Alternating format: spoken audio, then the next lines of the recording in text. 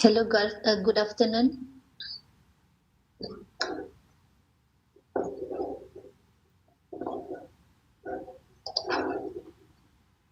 Good afternoon, doctor.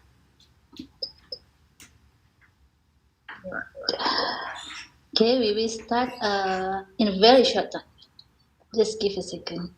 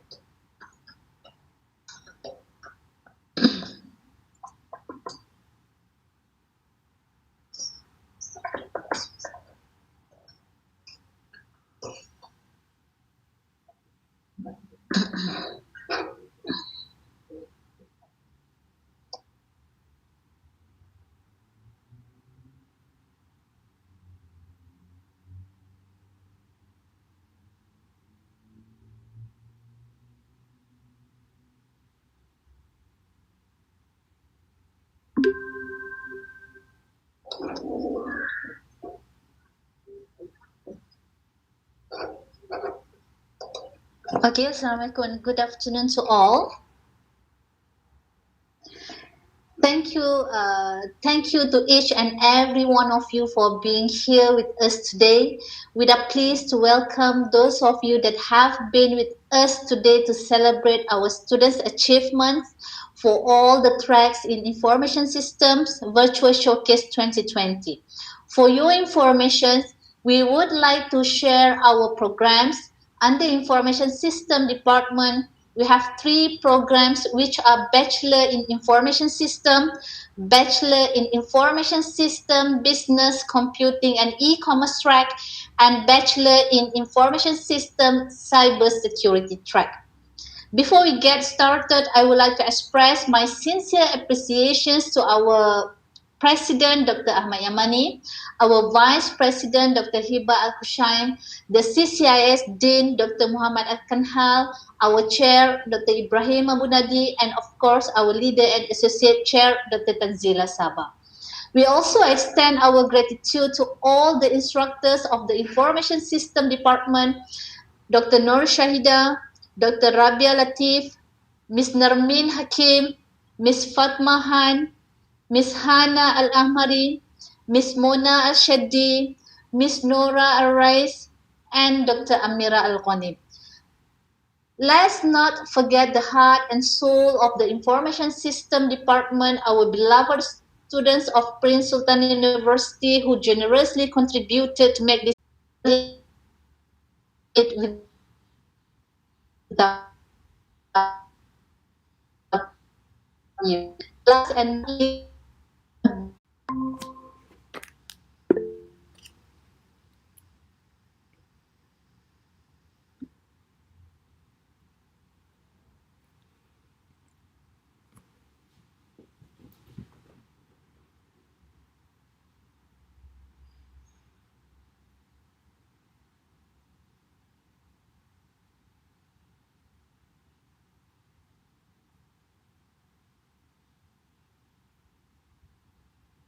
okay, Tala. Tala, can you present? Show the screen, please. Yeah, okay. Should I start from the beginning? Well, Please start from the beginning. okay. Okay. All right. Okay, so good afternoon, everyone. We'll be talking, me and my colleague Ghada will be talking about the e-commerce company AliExpress, which is a very popular e-commerce company. As an outline and what we'll be talking about, we'll be talking about the current security of AliExpress, our risk management plan, our proposed management plan, the authentication and confidentiality for AliExpress, their security policies and guidelines, and then we'll recommend an enhanced security approach and how this approach improves the CIA of cybersecurity. So, as an introduction, as we know, because of the COVID-19 pandemic, we've all been under lockdown and quarantine. So we had to go through the shopping phase through online shopping. So we've seen a large boom in e-commerce companies and e-commerce online shopping, basically.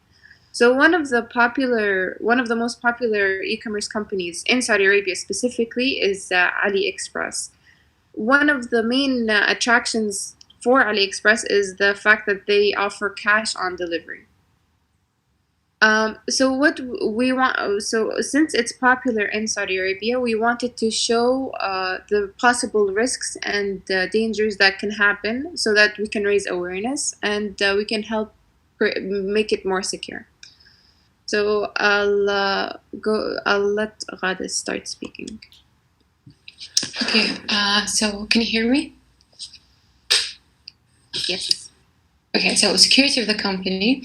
AliExpress goes through technical measurements to prevent unauthorized access to the platform to achieve the integrity and accuracy of the data. One of their security measures in case of a data breach is that the user will be notified along with the authorities. Another measurement of security is that a user can edit their profile information only through a password.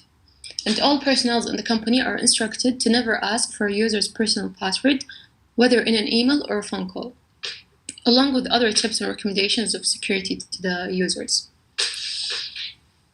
Can you move to the next slide, please? Okay, so security issues.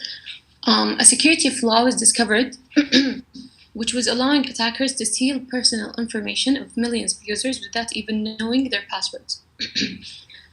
The vulnerability was that AliExpress was using the following URL in allowing logged-in users to access and update their personal information. This URL contains the logged-in user's ID, which is 123456, which attackers could easily change and access any other user's personal information. But later on, the vulnerability was reported to AliExpress and was soon fixed afterwards. So can you explain risk management, please? Yeah. So I'll be talking about the basic steps of the risk management plan and show you screenshots of our plan itself. So for the risk management plan, first of all, we referenced the NIST 830 framework, which acted as a blueprint and a guideline for how to conduct the risk assessment. We also use different samples of risk management plans, so we have an idea on how to structure our risk management plan. Then we identified the assets, which include the users that use the application, the web application, the technology components that is used in the web application, and the data that is collected. Then we identified the threats and vulnerabilities the vulnerabilities that a threat can exploit. So in order to quantify our risk. Then we created a qualitative assessment on risk rather than a quantitative assessment. We also had tables to justify why we chose the qualitative assessment. It also has a bit of qualitative, since we had to calculate the risks and the qualitative of the risk. I'll show you on the next slide. Then we created finally, as a final step of the risk management plan, we brought all of it together and created the risk assessment table with the proposed controls or mitigations. So as you can see here, as we researched for AliExpress, we were looking for their architecture. A good thing is that since we're using only public knowledge, they don't have an architecture on there. They only explain that they are a B2C or a business to consumer company, and they use the general e-commerce. So just that they are a B2C platform. So we used a generic e-commerce company architecture just to understand what are the assets and how to create the trust boundaries and put the DMCs. So as you can see here, the internet is where the clients are. Then we have the web application web server, the clients which are included in the internet, which would be the sellers, and the database servers. And yeah. We also added the flowchart for Alibaba Group, which is the custodian of the AliExpress. It's basically the parent company of AliExpress. So we use this to understand how AliExpress is used. So as you can see here, it has global consumers and it uses wholesale sellers as well, since it's a B2C platform. And this is how we calculated the risk. We did an risk is equal to an impact of the threat versus the likelihood of the threat occurring. And as you can see here, this is how we quantified it. We basically multiplied each other so we can find if the risk is high or low or medium or critical. And we can see here underneath the risk scale, so it would be easier to find the impact, the risk rating. This is one sample out of our risk assessment table. We have the risk ID, so we can easily identify it or reference it. The description of the risk, the vulnerability that causes the risk to occur, the likelihood that this risk can occur, the impact of this risk, and from what we got here, the matrix, we calculated the risk rating. Then we provided recommended countermeasures based on what we studied and further research. And we added a CVE ID if it was possible, if it was a vulnerability that was available in the CVE or common vulnerabilities and exposure lists. And now to Ghada. Okay, so authentication and data confidentiality, which include login authentication. So for the login authentication, AliExpress used to have a CAPTCHA as a verification method, but they soon realized that users do not find them very convenient. So they found a new way, which is checksum method. Secondly, transaction authentication. They use an escrow payment for the transaction system, which means that only when the shipment is successfully shipped that the payment is sent to the seller. But the seller will only get access to these funds when the buyer confirms that the shipment is received and in good condition. Data confidentiality. AliExpress has data confidentiality disclosures to specific recipients, which are other platform buyers and sellers and third-party partners. Categories of these partners and service providers include Alibaba Group entities, business partners, advertising partners, payment service providers, credit card assessment providers, logistic partners, if you can move to the next slide, please, customs agents, cloud computing hosts, customer support providers, and risk control providers. Okay, so cookies. These are the types of cookies used by AliExpress, which shows 4 types of cookies, which are essential cookies, analytics cookies, advertising, and marketing cookies. They are served by, it's a variety between AliExpress, Google, and Facebook. And their refusal differs from cannot be disabled to configuring the browser's settings. Okay. Okay, so in this slide, I'll be discussing what are the security policies and guidelines, a basic understanding. So what we found was that the most important and basic policies and guidelines that we found is included here. So we have the privacy policy for both buyers and sellers, which discusses how they protect the privacy and user information. We have the buyer's protection, which explains how AliExpress protects the buyer and informs them of their rights as consumers. Seller's agreements, which explains that if you want to register as a seller, this is the rules that you should follow. And finally, for the insider, we have an employee code of conduct that was taken from the parent company Alibaba Group. It explains how the employee should behave and the code of ethics that they should follow. So here is what's good about this is that there's frequently asked questions and a help center that allows you to look for different policies and guidelines. So you can see here, we can search for the questions, or we can go through here to find the specific category. So in this slide, you can see that it's the privacy policy for AliExpress.com. And it shows you each of the contents and how current it is.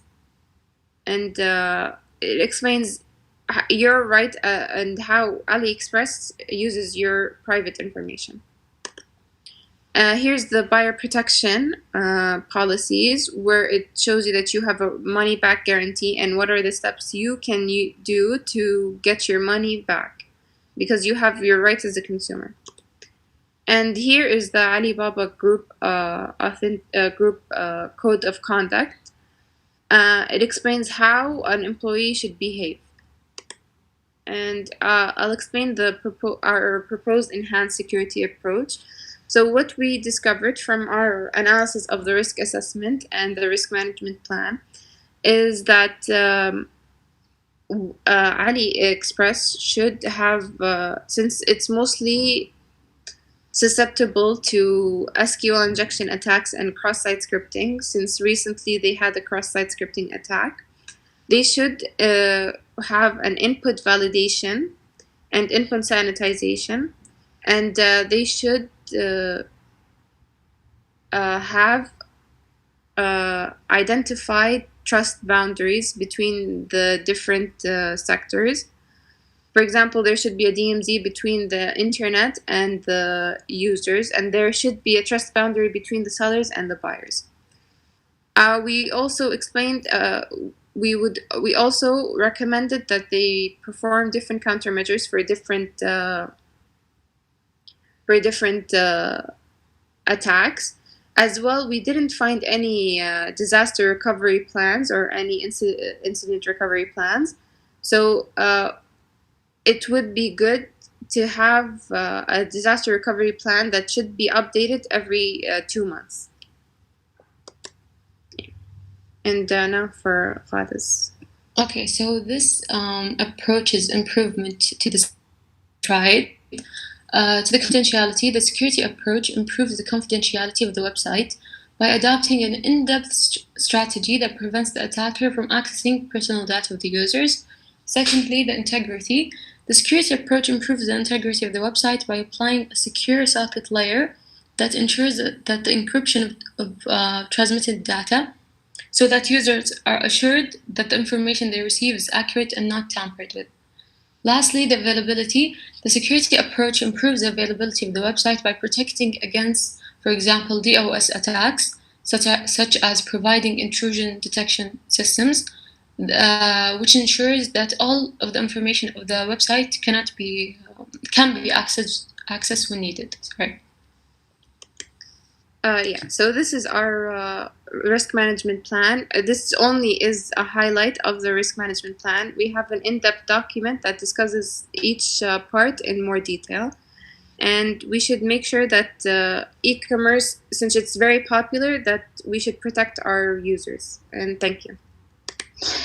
Okay, thank you very much for listening, and let us welcome any questions from all of you, if any. So if you have any questions, kindly write in the comment sections in YouTube, and thanks again.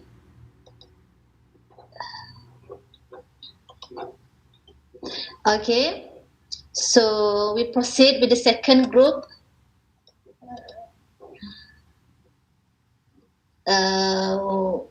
With this management plan governance portal. Yeah, please proceed. Thank you.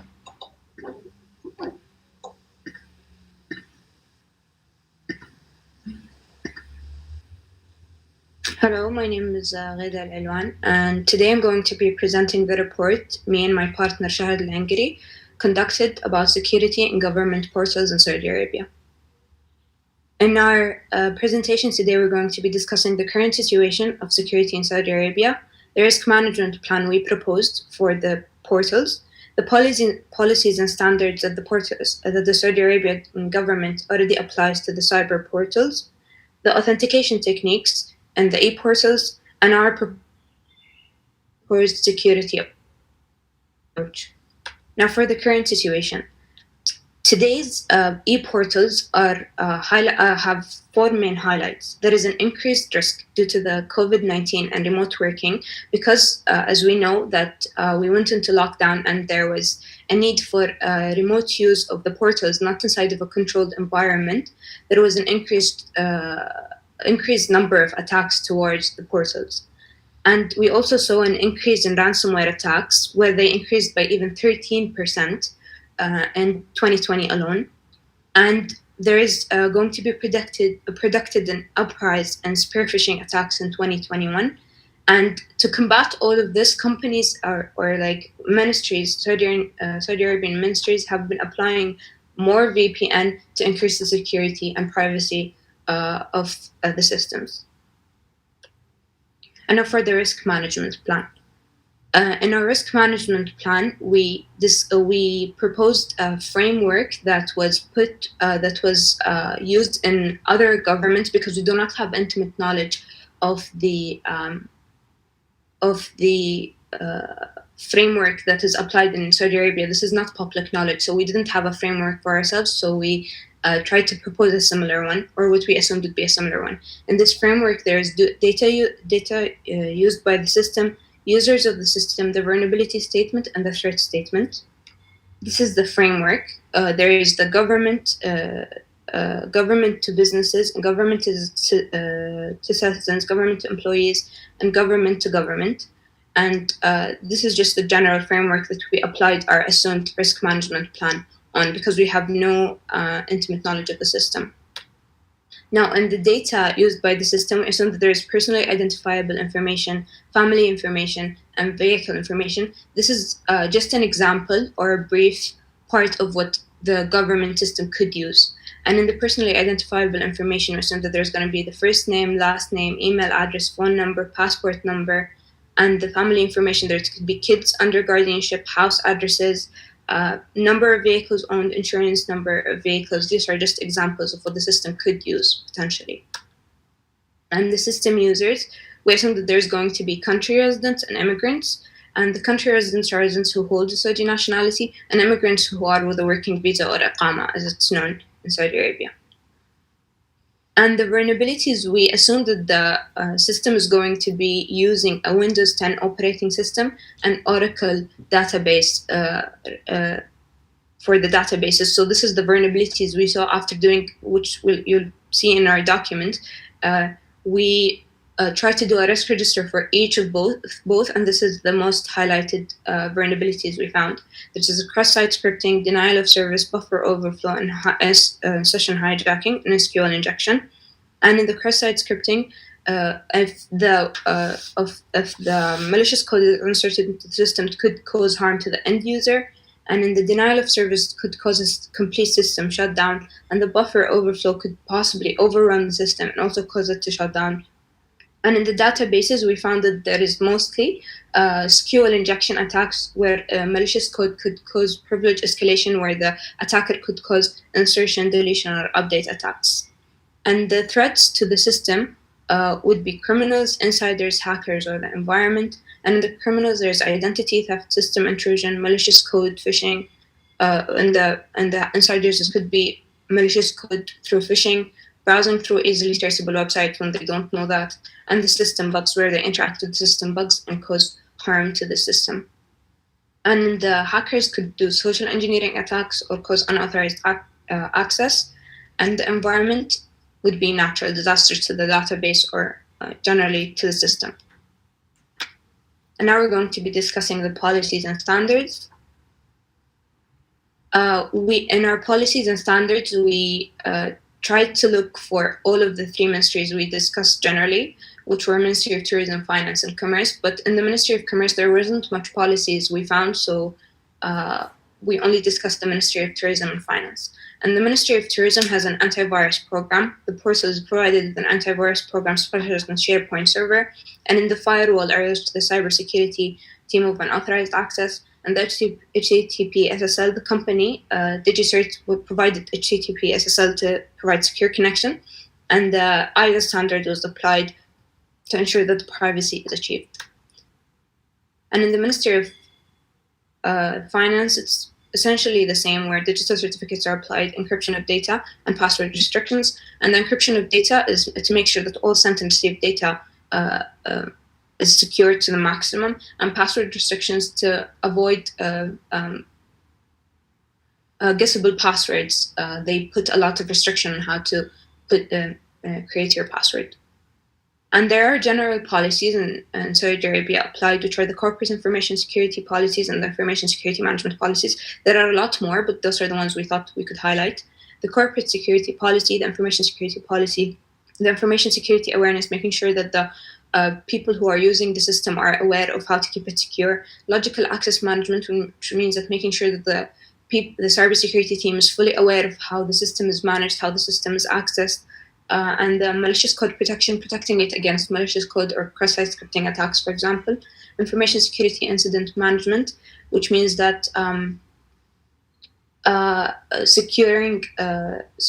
making sure that there is an incident response plan to any security breach. And personnel security, making sure that the people are kept secure. Information asset management, making sure that all the assets are documented and the people in charge know exactly how many assets are in the company.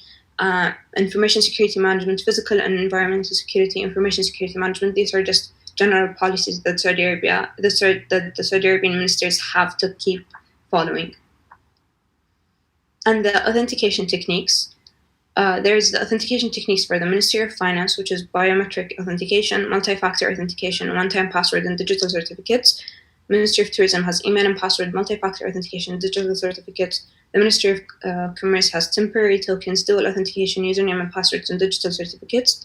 And as you can see, there are a lot of similarities because the policies, as we said, are set by the government, and that the ministries have to follow them, so that there isn't much freedom to how much the ministries can apply towards security. They usually apply the same things issued by the government. And the confidentiality techniques are: there's encryption for passwords and usernames in the Ministry of Finance, digital certificates, high password restrictions, up-to-date antivirus, high-level security servers. And Ministry of Tourism also has digital certificates, but also has HTTP SSL, level encryption, 128, 256-bit encoding, firewall to prevent intrusions, and also antivirus, much similar to Ministry of Finance. And Ministry of Commerce has pen testing at least once a hacker testing at least once a year. Systems are scanned every 3 months. There's digital certificates, compliance with ISO and CAA standards, antivirus protection, and protection devices, and high password restrictions also. And the proposed security approach that we got was actually because we also don't have intimate knowledge of the system or how to exactly how many intrusions are done on the system and stuff like this. So we assumed that this proposed approach would be appropriate, which we found through research. The security approach has 6 stages, and the assumed security approach would be an authentication approach where there is a registration center for all the ministries to use one registration center, one server only, so that there would be a physical registration center where the users would go, and they would be given an email and a password and tokens or keys assigned to it, and then those tokens are authenticated through the application server and authenticated through RSA encryption computations. And also there is, if the update if the users ever need to update their system, they would also have to go to the registration center and update it through that. And the CIA triad is improved because there is a user registration center, that the users would be comfortable and know that their credentials are kept secure, because it's an official center for registration, where there wouldn't be like, for example, social engineering attacks while registration or things like this. And the integrity is achieved through RSA encryption, and the availability, because it's a because it's only one server for multi-server, there would be the availability would be assumed to be achieved. And this is where our presentation. Do you have any questions? Thank you. Okay, thank you so much for the valuable presentations and very informative presentations. So we move to next group, which is risk management plan payment gateway.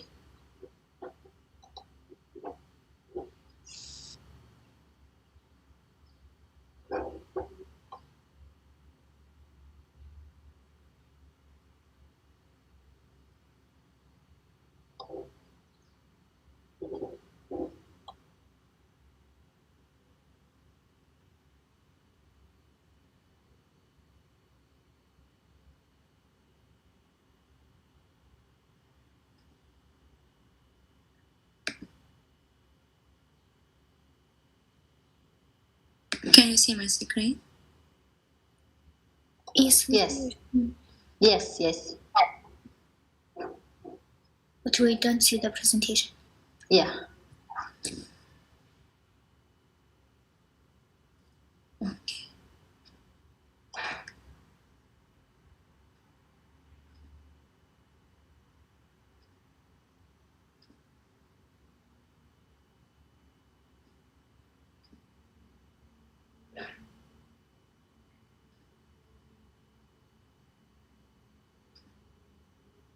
Now you can see?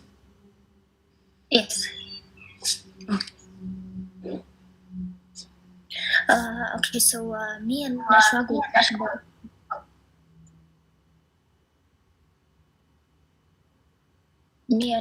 will talk about payment gateway, especially in PayPal. In this presentation, we're gonna highlight the situation of the security in PayPal, and then we're gonna develop a risk management plan, and we're gonna list the authentication and data confidentiality techniques, and then we're gonna list the security policies and guidelines provided by PayPal, and then we're gonna approve and enhance the security approach. Proposed and enhance the security approach, and then we're gonna say how this security approach will improve the CIA trade and the security trade. So first, I'm gonna tell you what is PayPal exactly. PayPal is a facility that transit the user credit card information from a merchant online store to the user bank for verification and processing. Then PayPal bring back the transaction details and respond from the user bank to the online store website. There's two types of the PayFlow and PayPal. We have the PayFlow link and the PayFlow Pro. First, the PayFlow link is where the customer payment template is hosted by PayPal itself, the online merchant website. They only choose from the payment template from the PayPal available templates. While in the Pay Pro, they allow the full customization to the customer according to the requirement and website layout. So the Retriever website has the full control and option, and including the layout, page sequence, and the language. But since PayPal since PayPal main function is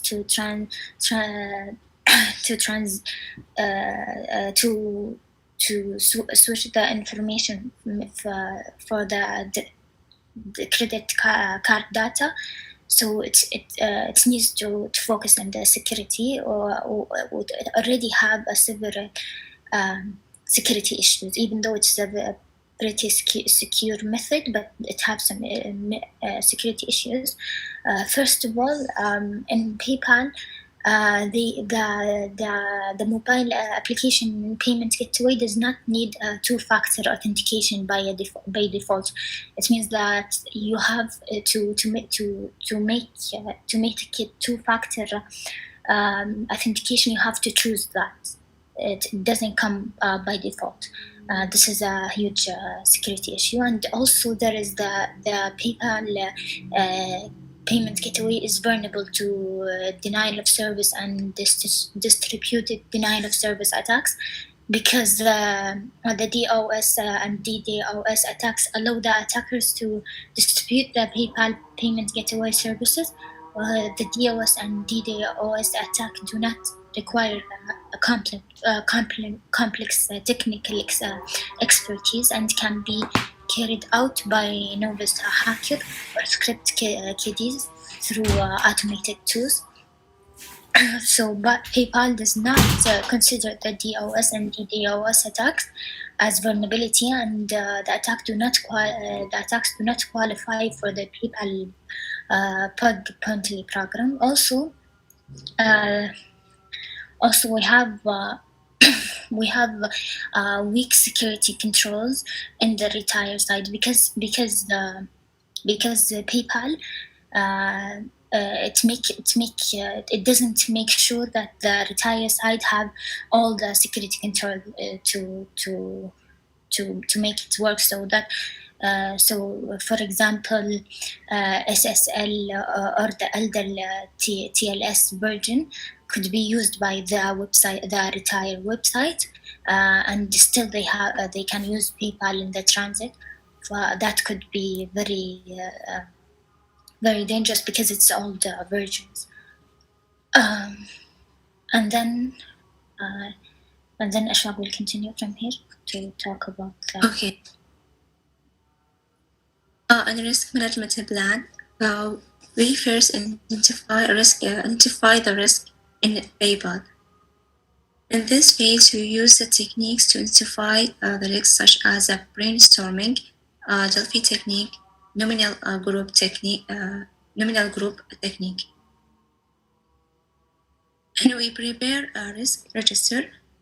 In risk register, identify the risk and like here, filtration of user input data in PK HTTP request parameter is not sufficient and not safe.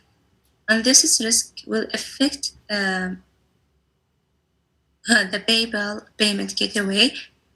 And here we have the likelihood of a risk occurring is a low, and if a risk that occurs is a medium, and the severity is a medium.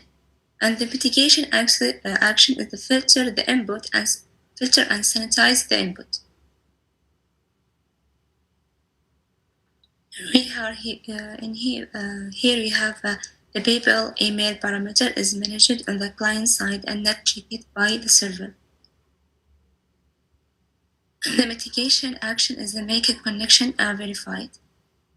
And the risk we have here, the failure to use a secure token, is the impact is severity is low, and the mitigation action that we can use it is the use a secure token.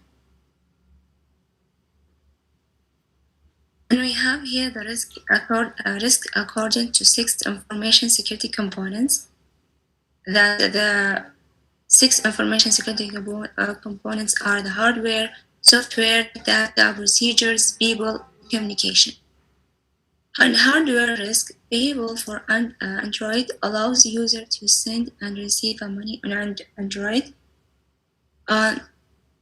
The software risk, not making use of two-factor authentication, payable or not protecting the using two-factor authentication. Payable doesn't sanitize its security question input. and availability exists in PHP toolkit for paywall. And the data risks, such as the lack of a poor security architecture, lack of standards, data breach, encryption failure, phishing emails. And in the procedure risks, the ABL account for buyers is linked with the PayPal accounts, and and attackers use ABL as a third party. People risk lacks of employee training, lack of awareness of employees and customers, and in communication risk, you have a phishing email, not make TLS encryption in every transactions. The PayPal email parameter is managed on the client side and not checked by the servers. And here we have the symbol of our risk assessment of the PayPal risk assessment and risk evaluation. Like for example, here the vulnerability is the bypassing PayPal's two-factor authentication. The asset is the PayPal credentials, and information of the user. The threat, hackers can purchase stolen credentials, log in with those credentials, bypass two-factor authentication in a minute quickly, and have a full access to those accounts. The likelihood to evaluate of the risk is a 5. The impact, disclosure sensitive information, huge loss for many PayPal customers.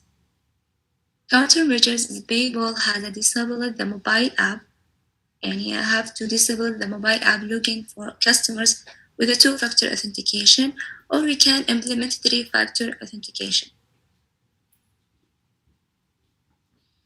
Here we have the vulnerability exists in a web hybrid client in Java code in PayPal, and this vulnerability allows man-in-the-middle attack to spoof a servers and obtain sensitive information.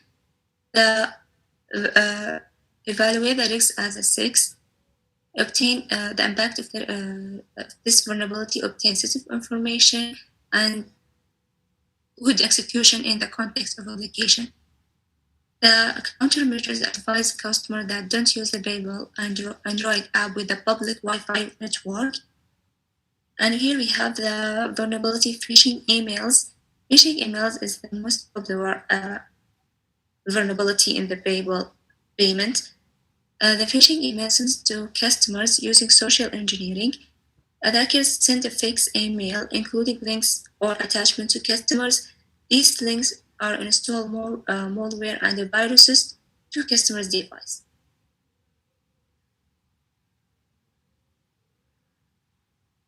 And here are vulnerability that's eBay linked to PayPal and OS commerce using the PayPal website payment standard contain a design flow. Here we have risk control techniques for PayPal. First is the firewall. Second, data encryption. You have to encryption every data in every transaction. Address verification service is to verify the client who used the credit card is the owner of the card. Filter or sanitize user input. Implement three-factor authentication. PayPal must not send emails to customer to protect the customer from attacks, phishing emails. Implement a payment card industry (PCI) to help reduce fraud and attacks. Train the staff and understand the risks. People should use a secure socket layer to protect sensitive customer data and to make transfer of data more secure. Here we have the data and the data confidentiality techniques used in the PayPal. There are techniques that use it to improve the authentication and data confidentiality, such as in the transaction process, PayPal doesn't share financial information such as a card number and CCV of the client with the seller. They only use the email address and the password of the client to make a transaction. Every transaction is encrypted to help protect the client from fraudulent transactions. And there are techniques which allow authentication and confidentiality, like using two security questions to verify the login. It's very easy for attackers to attack and log into the accounts, the customer accounts, and people collect the personal information of the user. And here, I will continue. Okay, the information technology policy and guidelines are critical monitoring mechanism that better control the vulnerability of information security. That's why we always used to use security policies and guidelines. And PayPal, security is dependent on comprehensive security controls by all stakeholders, including the end user, online retail website, the developer, and PayPal itself. The security guidelines given by PayPal to the customers first discontinue SSL. All versions of SSL 1 and 2 and 3 are old protocols with security vulnerability. Similarly, older TLS version 1 and 1.1 are vulnerable to exploitation. PayPal therefore recommend TSL version 1.2 or higher for the web server using HTTPS. The second guideline is the discontinue vulnerable ciphers.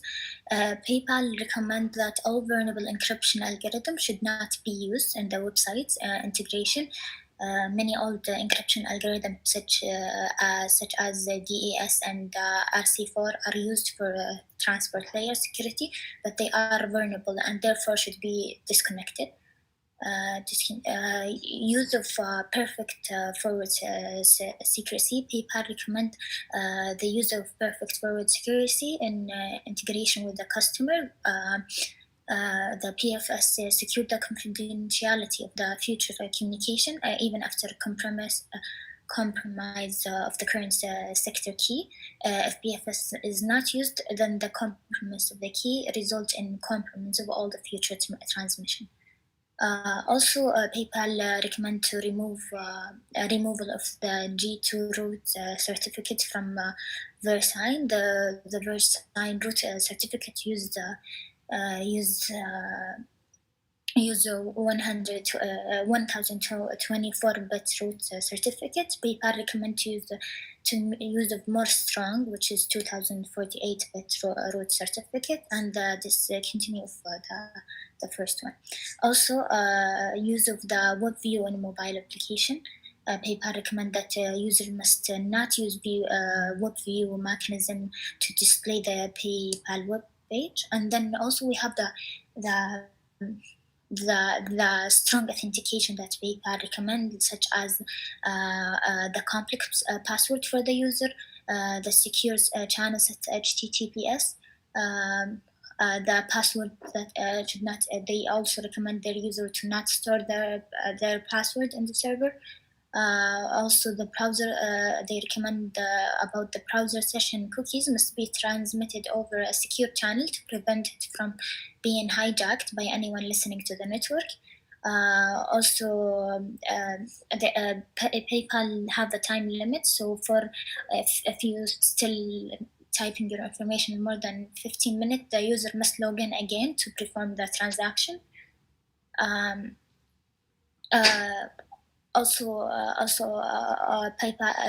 always tell the user about phishing attacks, so they be aware.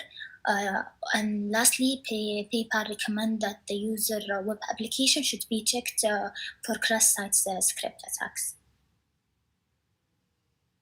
And we have to propose it enhance security approaches.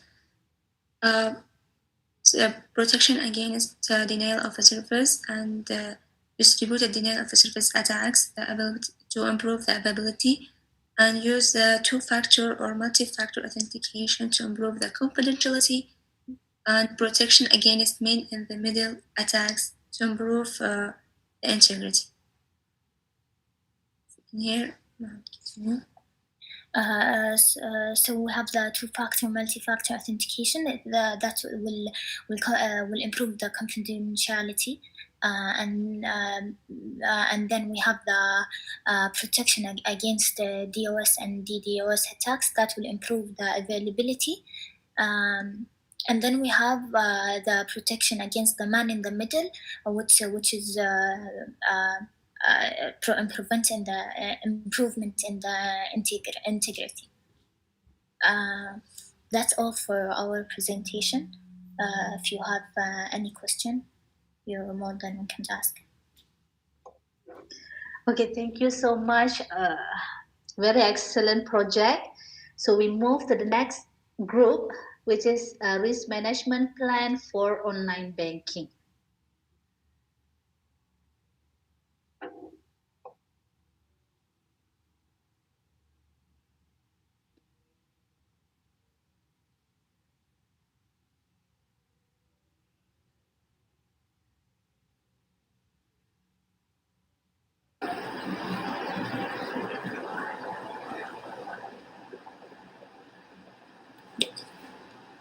Good afternoon, everyone. Can you see the screen? Yes, Yes, proceed. Yes. Today, me and Chinara, we will talk about Al-Anma Online Bank. The outline, the major security issue of online bank and risk management plan, and then e-banking authorization method, and Al-Anma encryption technique, and then we will talk about enhanced CIA trade and security policy and guideline followed by user. First of all, online banking and other e-banking mode have been pleasing to banking as far as speed. They have led to numerous risks close to them because of a quick change in data invasion. E-banking will before long have the option to change over from completeness to the principal money related to administration and admin supplier. The technique of the bank outage to be rechange the meet with the risk balance the new difficulty. And here the major security issue of online bank. First of all, phishing. Phishing, having online bank account, you might fall victim to phishing. This technique generally involves tracking somebody into clicking a link to email message. The link often download into software to computer that can be used to gather sensitive information such as username and password. The second issue is identity theft. Hack can have user account detail in case of identity theft. This includes your personal information such as your social security number and other identified data. This data could be used to hack into your other account. And the third issue is key king. If account your email banking site on public network such as internet cafe or public Wi-Fi, there is a chance that you cloud and the key can involve a software recording your key stocks and using this login to get your account detail. And the key Kong may also carry out using video camera that record your key stocks. And the fourth issue is farming. Farming occur when hackers are able to hack a bank URL. So when you attempt to get to your bank site, you get divided a fake site that look like real thing. And the fifth issue is user data recovery. User need to have their data recovery from time to time, usually in the event of their password or PIN being forgotten or their doc being lost. Of course, there is a need for a report process and technology to secure user data recovery. And then we will talk risk management plan. We will discuss in this project 6 components of information security essentially. First of all, hardware, we have different type of hardware asset. First, HP Unix service and Oracle Sun server and sub-base adjective server enterprise. And then final hardware asset is vulnerability of hardware asset. And the software is the second component. Most of the theft are often possible due to error in operating logic. For example, suppose money ejecting attack whenever apply iteratively can equal creating disaster for bank. The vulnerability is well known and exists because of error in routing during repeated transformation back and forth between currentation. And the third component is data. Due to open nature of internet, all web-based services such as ANMA online banking are inherently subject to risks such as online theft, your user ID and username and password, and virus attack, hacking and unauthorized access. In ANMA online bank, you must enter your own access number and confidential online banking password every time you access the system. Also, you should change the password regularly. And then now Sunara will continue. Yeah. The fourth one, procedure. How the procedure is weakness in the system like الأنمى online. For online banking, normally they follow the restricted procedure. But why it follow restricted procedure? Because have sensitive data and people deal directly with the system. For any weakness with the system will lead directly to vulnerability or threat or risk for this system. Also, the bank online have two steps authentication was implemented by longer than as implement, in which made their system more vulnerable for attacks. Following a specific restricted procedure help increasing the security. Like every 10 minutes, the connection should be reset and the password should be entered as doing there now. Transaction are necessary required second verification like two-step verification. The second next slide. Okay. People. How the people? It will be the fifth of risk management plan, risk assessment. It will people pay and repay for come up short bank assess the risk known as a credit risk or market risk as ordinary basis of working together. So, bank likewise need to adapt the mix-up and assess consideration that distribute ordinary business. They could encrypted ability to confirm the guideline information or a misfurniture budget about the by helpeth LBC framework. Next slide. Okay. The communication will be between device open and system. So when we have communication between system and open device, any attack like man in the middle, it will be coming. So if I have communication, so the type of attacks that man in the middle, so it will be someone who is listening to the communication that's being performed and that can happen to online banking. Since I have the customer communication with the banking system to access her account or his account, and they needed the staff give to them sensitive information to log in out. So it will be listen or read this information like bank account, username, and the password. Another risk could be a session basic again, where the attacker by listening to the communication can talk the system if any may be changing the IP addresses and stealing the credential then can be performed for bank account whatever they want. Next slide.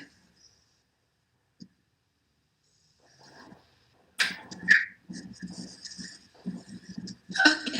How have the e-bank in general and the in-bank authentication method. But it uses many authentication method like identify picture, card, use now with fast face. But we talk here in three method was username and password. Every individual people use username and password to verification and enter to their account. The client identify and password can be but away in information, but permitting the whole cycle of finished with the client as the main wellspring of human information. PIN especially for ATM was automatic teller machine. We use PIN that from 4 digit number is the range from 0 to 9, bring about 10,000 potential number as aggressive word need for figure normal of multiple time to get the right PIN. Next slide. So, الإنما encryption technique. الإنما encryption technique uses RSA. This is type of cryptography for online banking technique for encryption. This is allowed to share or to use a public key with a private key. It's given trustworthiness, realness, privacy, and non-reputability of electronic interchange or online banking.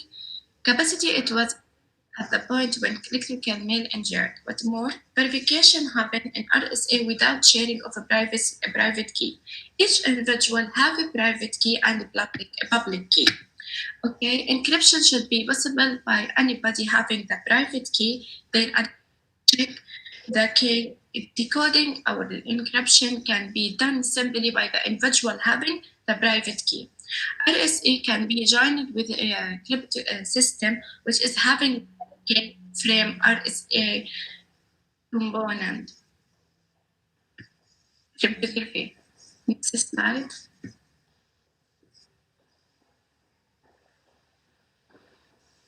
This is sample from risk assessment we got it from CVE website. Risk assessment phase common in place risk assessment identify the threat or vulnerability for given resource. Articulability of risk and rating the risk exposure of given goal. Determining a likelihood. First we need to identify an asset. For the first one example application.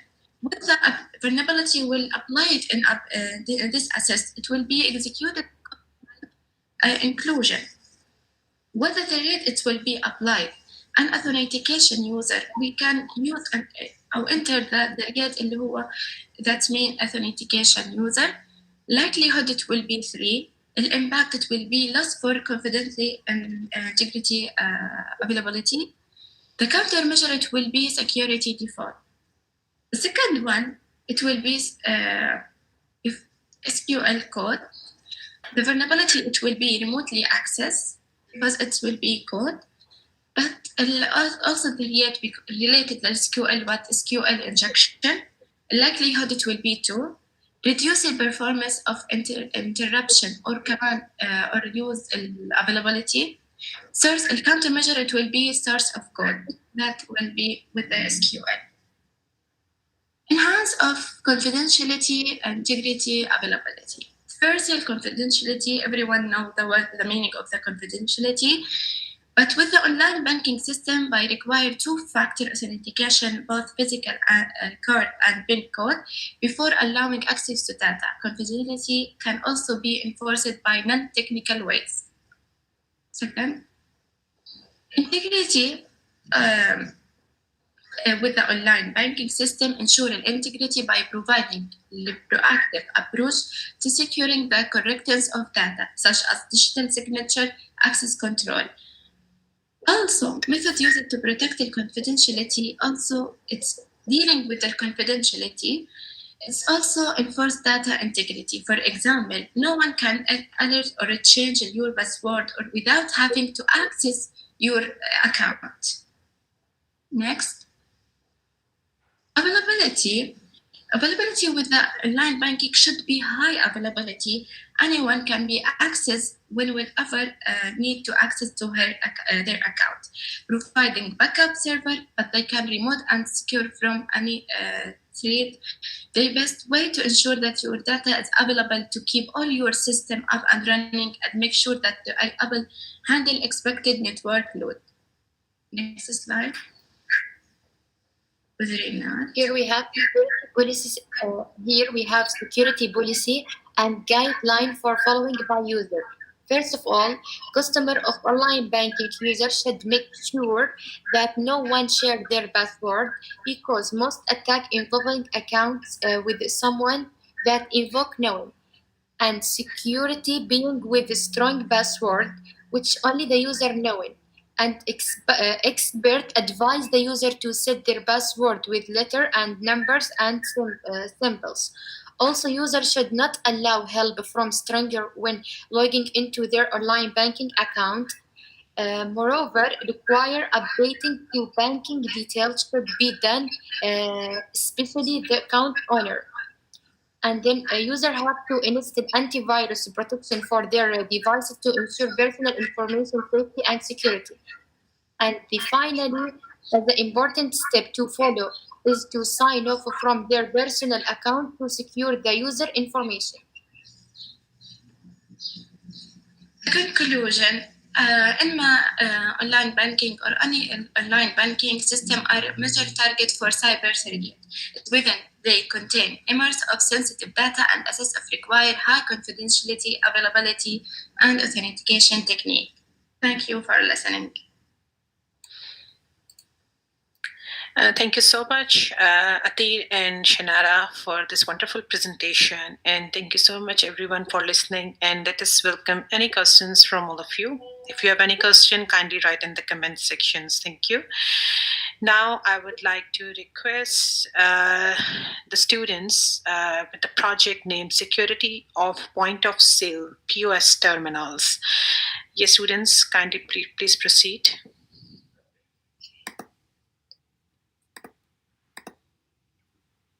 Yes, can you see and hear me? Yes, ma'am. Good afternoon, everyone. Today we're going to talk about the point of sale terminals. I'm your first presenter, Mawiya. The other presenter are Noor, Sarah, Bella, and Sarah Al-Harkan. So these are the contents that we will discuss each one of them. First, the introduction. So, what is a point of sale terminal? It's an electronic device that reads information of the owner's credit cards. It checks whether each owner has has balance in their card to withdraw money. Otherwise, it will be rejected. And then transfers money and print the receipt with the information of the payment. According to SANS Institute, there are 4 phases of POS breach, which are infiltration, propagation, exfiltration, and aggregation. The attacker gains access to the targeted system through exploiting the vulnerabilities and then installs a malware to access the memory of the system. And then the attacker can collect customers' payment information, such credit card information, number, and customer PIN. So, data classification. Data classification organizes data according to their criticality to the organization. Category 4, where the data are most critical to the organization and it's very important. It can cause financial or legal risk to the organization. We have the customer's credit card number, customer's PIN, device's number, password, financial record. For category 3, it's sensitive internal information and it can affect the operation of the organization negatively. We have the point of sale model, employees, PIN, and employees contract. Category 2 is internal data. It doesn't really affect the organization as category 3 does, but it's not for public. So we have the manufacturer, receipt, back connected to the machine, policy guides, and internal emails.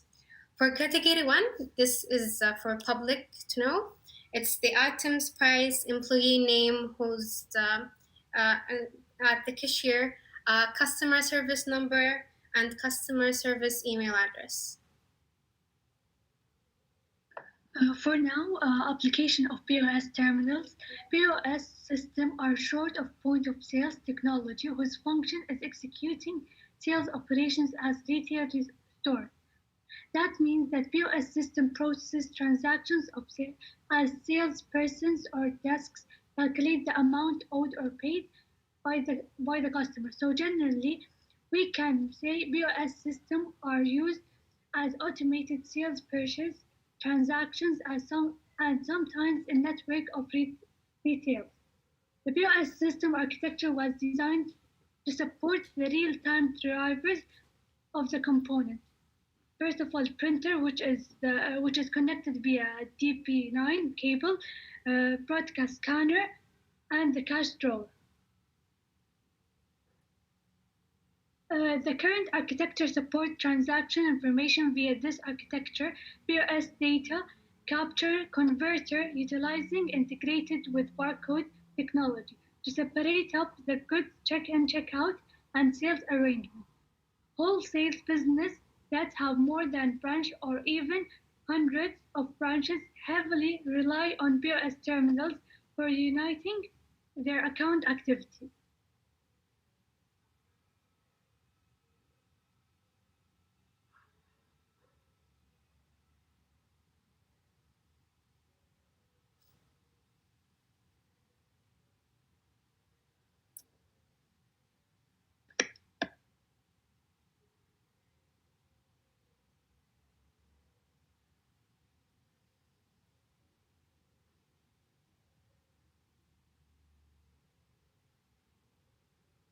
Can everyone hear and see? Yes, dear. Yes. Now, point of sale security has its challenges and issues.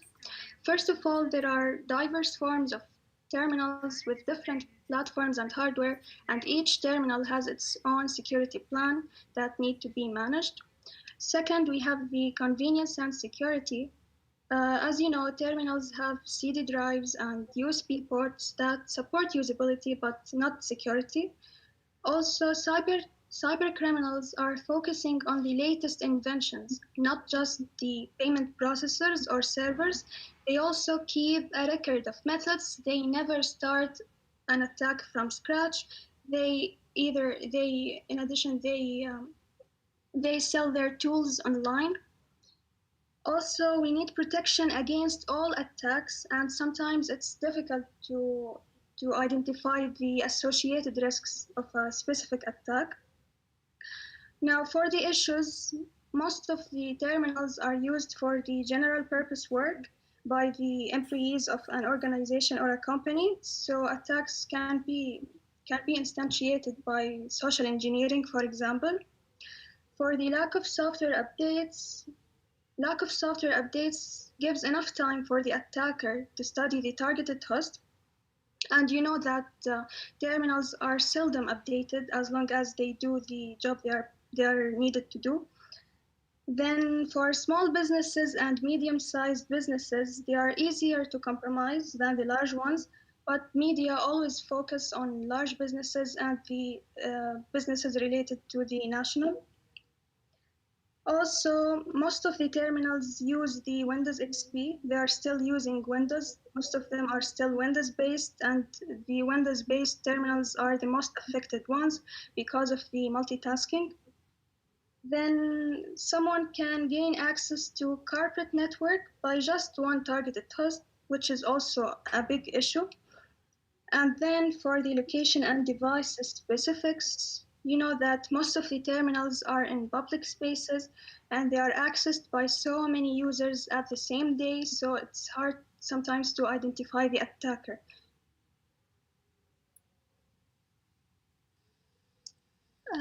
Attacks on point of sale terminals are multi-stage.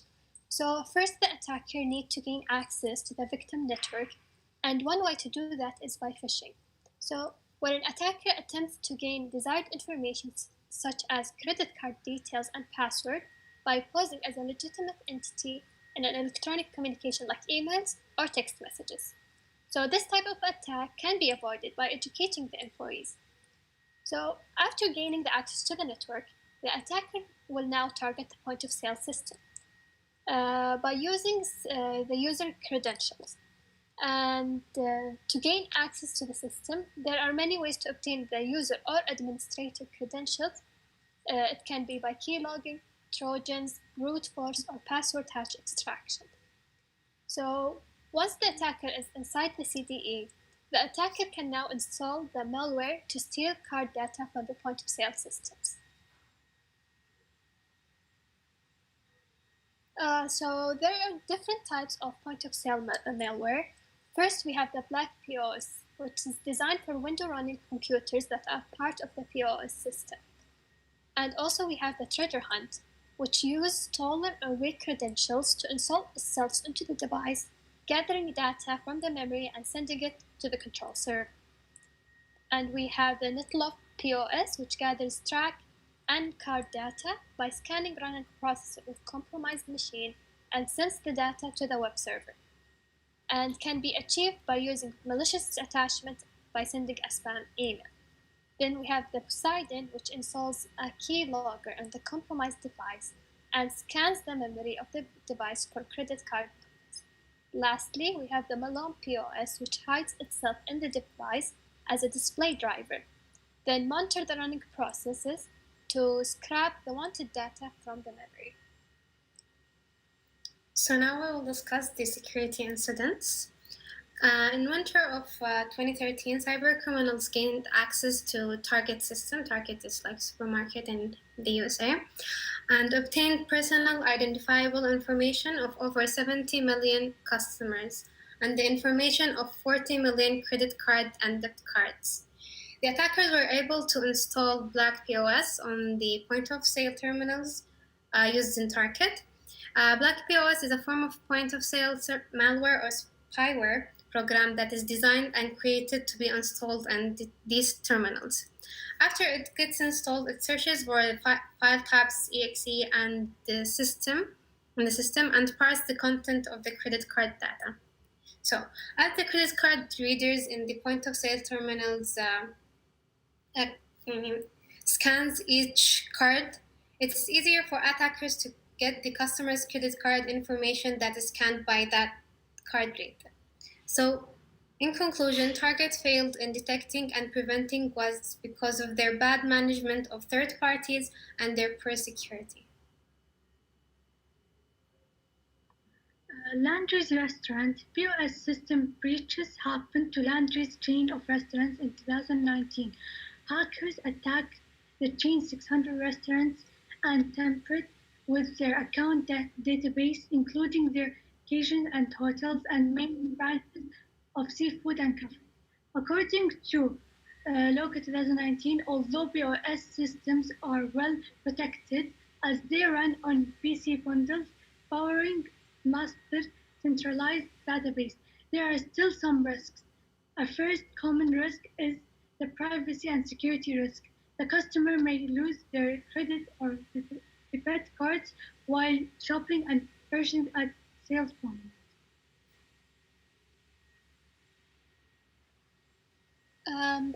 The Forever 21 franchise suffered a 7-month POS malware attack, compromising customers' payment card data. In some cases, encryption technology being used by the payment processing system was not activated, allowing the attacker to steal data of the card that were being used and stored in logs of completed transaction. In some cases, there were signs of unauthorized access of the network and installation of malware on of the POS devices.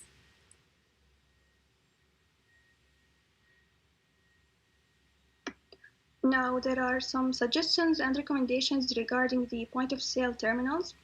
First of all, we need to capture risks associated with physical locations because the location of specific terminals is difficult to change or impossible sometimes. So we need to educate the employees and state what are the risks associated with this kind of terminal. Then we need to check up both the employees and environment. We need to keep updating the employees about the technology that we are using and also educate them about the possible attacks or risks. Also, for the environment, we can put the employees to keep checking up the terminals and lock them down at the end of a day, for example, for a shop or a company or a market. Then the PCI DSS compliance, which is a standard for companies that are managing or handling the branded credit cards. This one should be used and it's effective in detecting the risks and preventing the compromisation. Also, it's recommended to use the Apple-made point-of-sale devices because Apple devices like the iPads are still can't do multitasking. You can't run two softwares at full capacity at the same time. And most of the viruses or attacks are instantiated when there is two programs in the background running at the same time. And then it's recommended to use an integrated protection approach. We have the default deny approach, and also we have the antivirus. It's recommended to use them both because there are some viruses that are detectable by the antivirus, but not by the default deny. Those viruses, we call them macro viruses. And we need them to be both used, default deny, whitelisting, and also the antiviruses. So, in conclusion, a point of sale terminal is a machine that processes payment, as I said in the introduction, and there are various of types of attacks that can be used against this point of sale terminal. So, attacking a point of sale machine will result in losing both the company and customers' privacy, and the company could become at legal and financial risk in case the customers raise a lawsuit against the company. Thus, companies that use point of sale terminals machine should make sure that the machine is always secured against any type of viruses, malwares, and spyware. Thank you for listening. Thank you so much, students. Excellent project, excellent presentation, and thank you all of you for listening. And let us welcome any questions from all of you. If you have any questions, kindly write in the comment section. Thank you so much. Now I would like to request the second group to start their presentation. The title of their presentation is Healthcare Cybersecurity, Securing Private Health Data. So students, kindly start.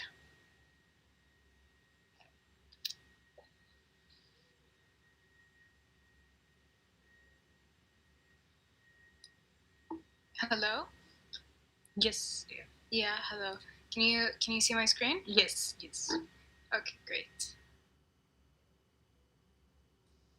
Hi everyone. Good afternoon. My name is Sarah, and my team members are Rima and Rida and Nof. We will talk about healthcare, cybersecurity, and securing the private health data. And we will introduce the topic and talk about data assets, HIPAA law for healthcare security and privacy, security threats and challenges, potential attacks against healthcare systems, incidents that happened, and suggestions that enhance healthcare cybersecurity. Okay. Technology advancement in the healthcare field is usually, it's concerning like the advancements include the devices that depend on networks, such as the robots that help the surgeries and pagers and the laptops that depend on the network. The threats are you could alter the diagnostic devices, reprogramming of the devices, DOS attacks, and that makes the devices unavailable, and systems and other devices that depend on the network, as I previously explained it. How is it a risk to depend on information systems and networks? Some of those devices depend on networks, so the patient's life would be at risk.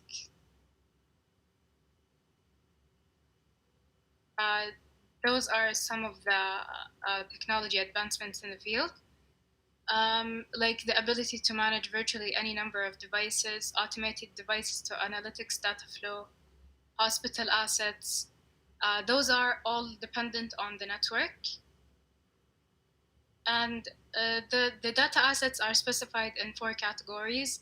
Either it's protected, the highest, confidential, restricted, and public information.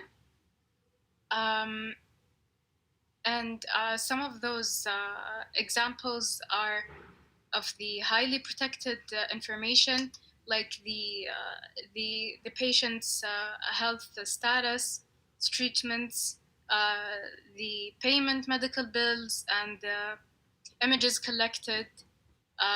The confidential examples are like annual budgets for the hospitals, and the restricted information is the unpublished researches, and the public information are the researches that is public, and anyone can access it basically.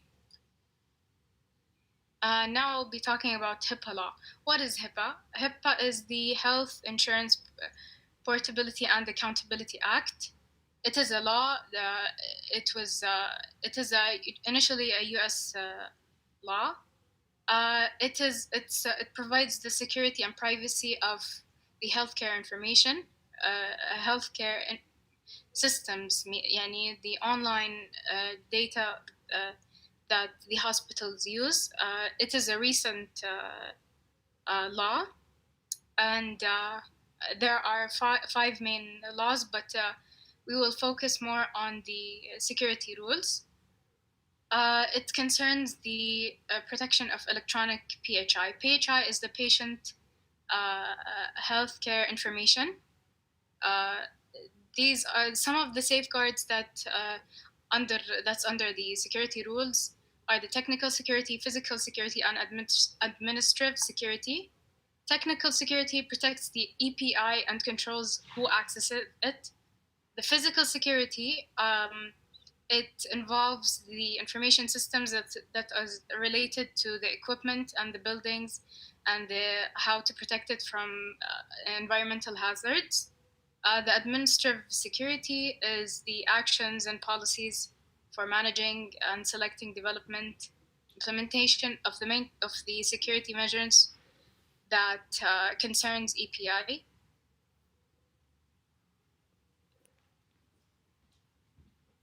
And next, some of my team members will continue on. Hello?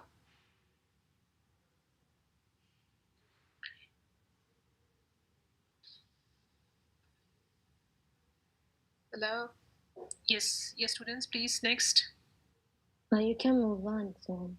Okay. Yeah, those information, as I gave the data assets and some of the examples, I will be moving on because it's a lot of information to take on. We have a lot to talk about. Okay, the security threats and challenges. My team members will take on. Okay, so according to our research, we have concluded that there are 3 main security threats to the healthcare system. We have here healthcare information systems, lack of cybersecurity experts in the field, and insider threats. Nowadays, many healthcare institutions are implementing new technologies to their systems.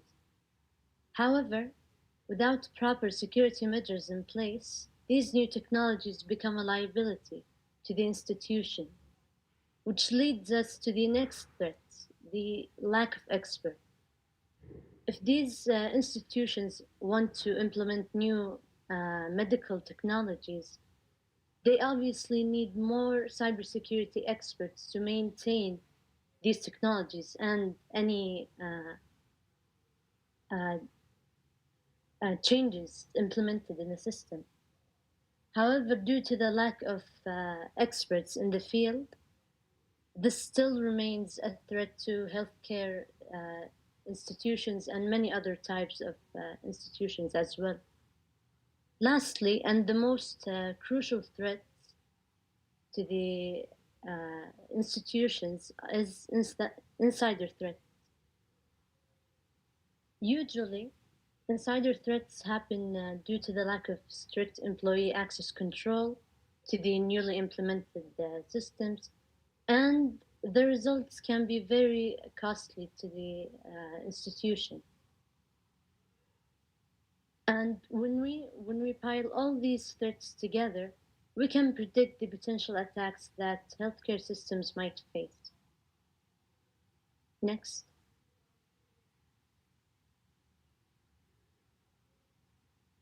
The most common type of attack that healthcare systems face is ransomware attacks. According to the Silence 2017 threat report, 44% of ransomware attacks that happened during that year were mainly targeted at healthcare systems due to their vulnerability and lack of security measures. And as we know, ransomware is usually installed through viruses. So that could mean that maybe the ransomware was installed due to lack of cybersecurity awareness from the employees, which made them become victims to phishing attacks and social engineering attacks. And with that, the virus is installed and the ransomware is used. The recent ransomware threat that healthcare systems face is the Ryuk ransomware. It has been initiated back in 2018, and they still haven't figured out a way to handle this ransomware. And it's even resulted in many casualties, both financially and in the lives of patients. Now we will move on to real life examples of, or real life incidents of cyber attacks against healthcare systems. Right, am I audible? Yes. All right, good. So now that my colleagues have discussed all these incidents and everything about the assets, the question arises is that why is the healthcare industry so, like, what makes it so attractive for the hackers to attack it?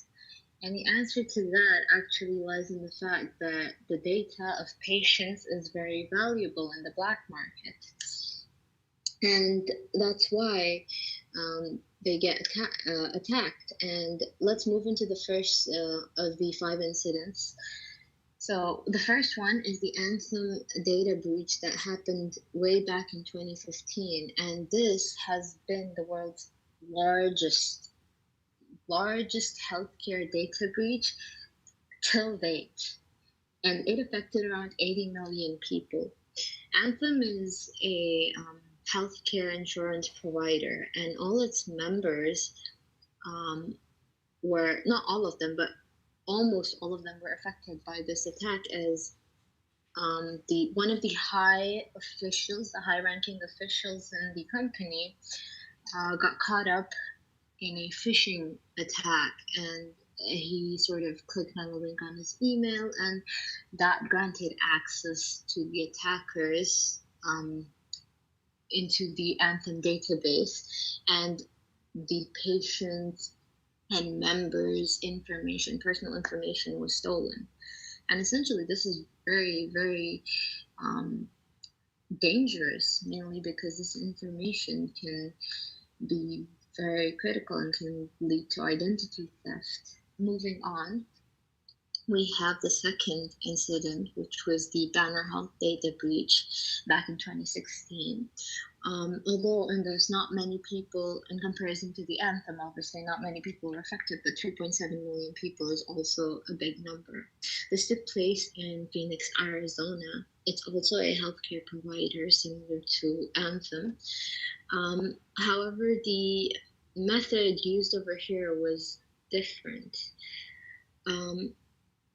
The people, the members, first of all, the health insurance plan members were affected, and also customers who sort of ordered like foods and drinks, and they were also affected by this, and doctors and their associated accounts were also caught up in this breach. The main difference between the Anthem and Banner Health data breach is that the organization had found evidence of two cyber attacks on the databases. So not only the patient records were gone, but also the payment card records were gone. So more information was stolen. And the what made Banner Health so attractive to the attackers was the fact that it in itself was not respecting the laws, and it ended up gathering more information than it should have for the patient records, and it didn't really protect it that well either. And it cost the company a huge loss. Moving on, we have the third incident, which is the Grace Harbor data breach. This happened recently in 2019, June of 2019. And as you can see, 88,000 people were affected. With this data breach, it was a ransomware breach. And it was executed very cleverly. The hackers, they gained access to the this is a hospital, so the Gray Harbor Community Hospitals database, during the EHR, which is the Electronic Health Record Downtime.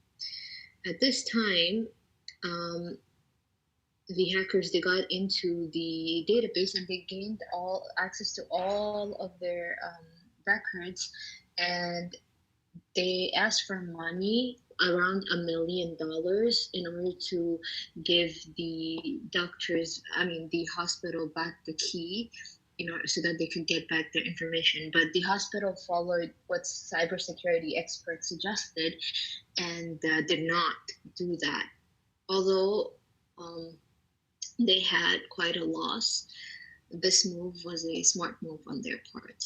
And the fourth incident was the Life Labs data breach, which also happened in 2019 December, so no, it's very recent. And this incident was very catastrophic and affected 15 million people. It happened in Ontario, and what exactly happened here was that 15 million people, you need to understand, and this happened in Ontario, Canada, and this is like half the population of Canada. Data that was breached consisted of the people's birth, date of birth, addresses, emails, login IDs, passwords, lab tests, national health card numbers, and this is, again, very, very dangerous. It cost Life Labs a lot of money, and they were also under a lawsuit, and they finally decided they're going to better their security. And then we have the last incident, which is the fifth incident, the Health Sheriff Reagan data breach, which happened in this year, in the beginning of this year. And although the number of people who were affected was not as much, it's 654,000 people. What happened, why this case is more different than the others, the reason is because it was a physical attack. One of the attackers, they basically stole the laptop from a vendor's office, and this laptop contained all the information of the associated patients, and They had PHI and PII, and the hackers, they took all of this information and they asked for a ransom in order to give it back, but this didn't happen, and it caused a lot of catastrophe. Moving on, we discussed 5 incidents, and they were all very damaging to the institutions and the patients and everyone associated with them. So, in summary, it's safe to say that the healthcare infrastructure of today needs to get with the time and significantly upgrade their current security policies under the guidance of HIPAA. And it's really time for them that they need to change and really implement more security within this entire field. And to speak more about that, my colleague Rima will continue from here.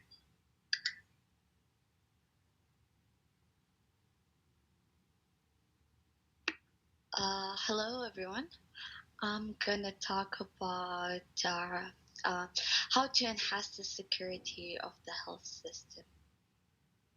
You can move on. So first of all, we were gonna talk about the user authentication.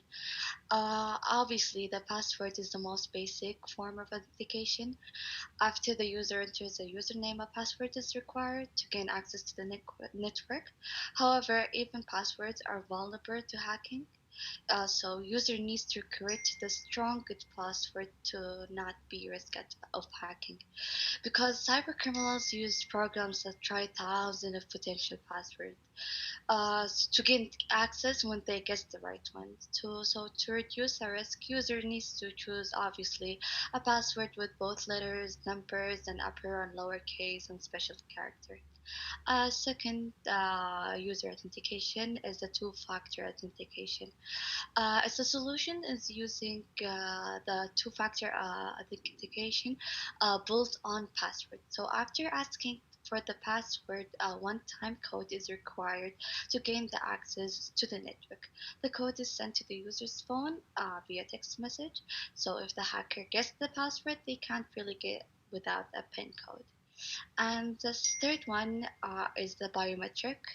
Biometric authentication relies on the user physical characteristics, so to identify them exactly. So the fingerprints, any other things are further used to authenticate the person's ID.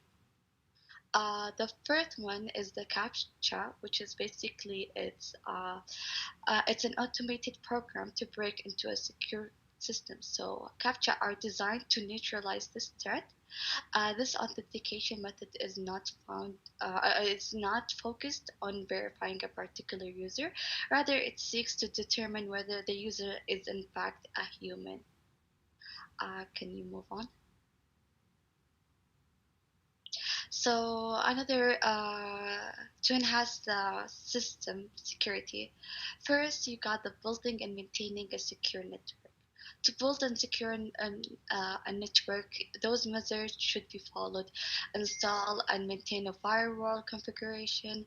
Avoid the usage of default password or other security parameters. Second one is protecting the patient data. So when I say protecting patient data, it means the encryption of the data across the open and the public network should be applied. Third one, maintaining vulnerabilities. To maintain it, those measures should be followed. They focus on the assessing the system current and future vulnerabilities. So protect all the system against malware, regularly update antivirus softwares or program, develop and maintain a secure system, and so the fourth one is implementing a strong access control measure.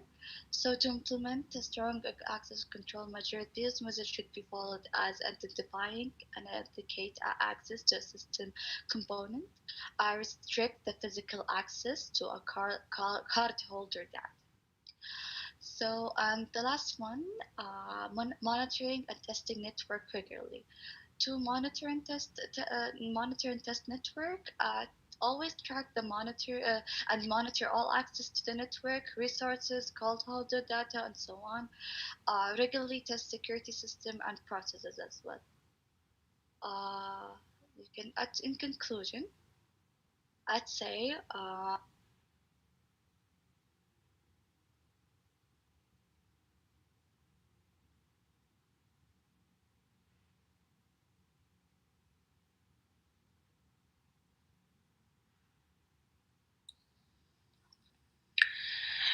Okay, thank you so much for highlighting the security issues in a very, very critical area of security, e-health security. Sorry. So, yes, should Rima. I'm sorry. Should I conclude? I'm sorry. No, it's okay. It's okay. Rima. It's okay. Okay. Okay. So thank you so much, Rima and the team for giving us the security issues, highlighting the security issues in a very, very critical area of security. And thank you so much, everyone, for listening. And let us welcome any questions from all of you. If you have any question, kindly write in the comment section. So now I would like to invite the third group.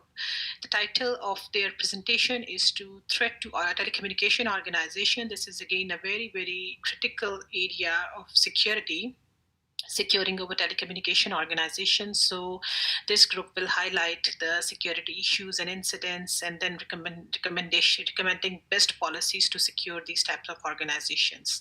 Yes, students, you can proceed.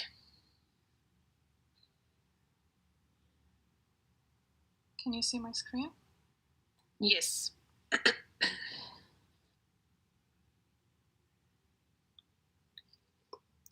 Hello everyone.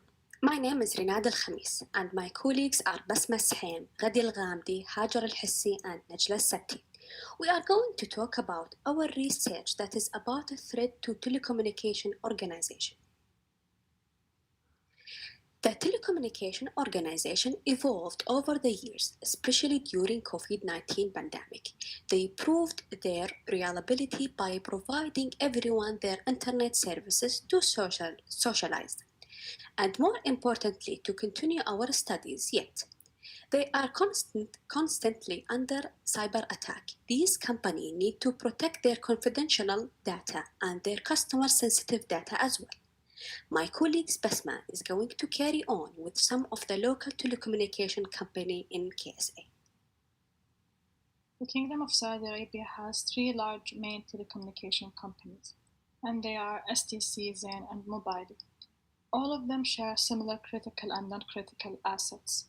Examples for their critical assets are their IT infrastructure that contains a large database that keeps their customers' sensitive data. As for their non-critical assets, they are the data that are open for the public. For example, the internet packages and the special offers that they offer to their subscribers. Furthermore, these telecommunication companies need to encrypt their data and their customers' data as well. For instance, STC and Zain uses DigiCert SHA-2 Secure Server CA for encryption. As for Mobile, they use a different encryption method that is called GoDaddy Secure Certificate Authority. STC and Zain's security standards are pretty much the same. They have 2 login methods. The first one is the fast login, where the users write their phone number and they will receive a one-time password through their phone, or they can log in by using their permanent username and password. As for Mobile, it's slightly different.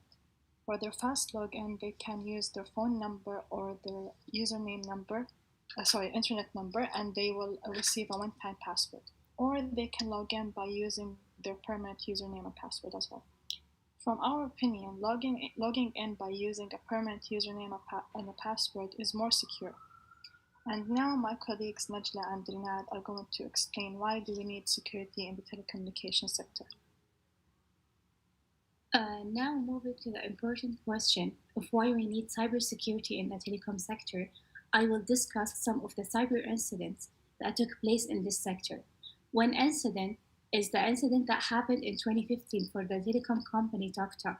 The incident resulted in a leakage of personal data for over 150,000 of the users. However, it was reported that the data that has been stolen could not affect the customers, as they were not a critical data. The losses resulting from this incident reached almost a $77 million for the company. Now, moving to the details of the incident, TokTok believes that a distributed denial of service, a DDoS attack, was used as a smokescreen for the attack. Now, moving to the second incident, which took place in South Africa and Liberia in October 2015. The cyber attack was done by a British young man named Daniel Kay.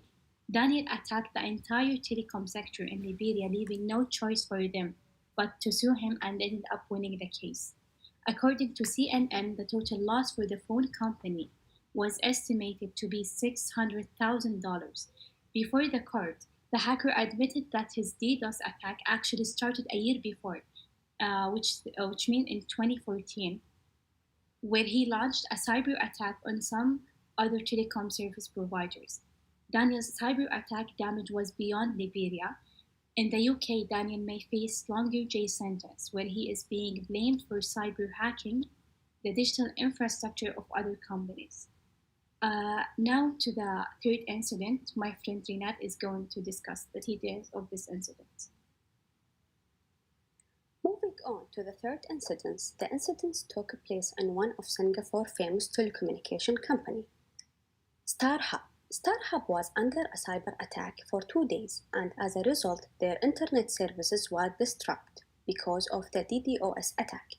The DDoS attack targeted their main server and flooded the server with messages that slowed the internet down. They had to increase their DNS capacity and filter the unwanted message. After that, they were able to restore their services within 2 hours, and now my colleague Hajar is going to explain the issues in the telecommunication company. So discussing the issues in the telecommunication companies, they can be divided or classified into 3 main levels. The one that affects the hardware level, which always affect the devices, the hardware devices, such as the processor, the memory, or even in the worst case, the main server or servers for the company.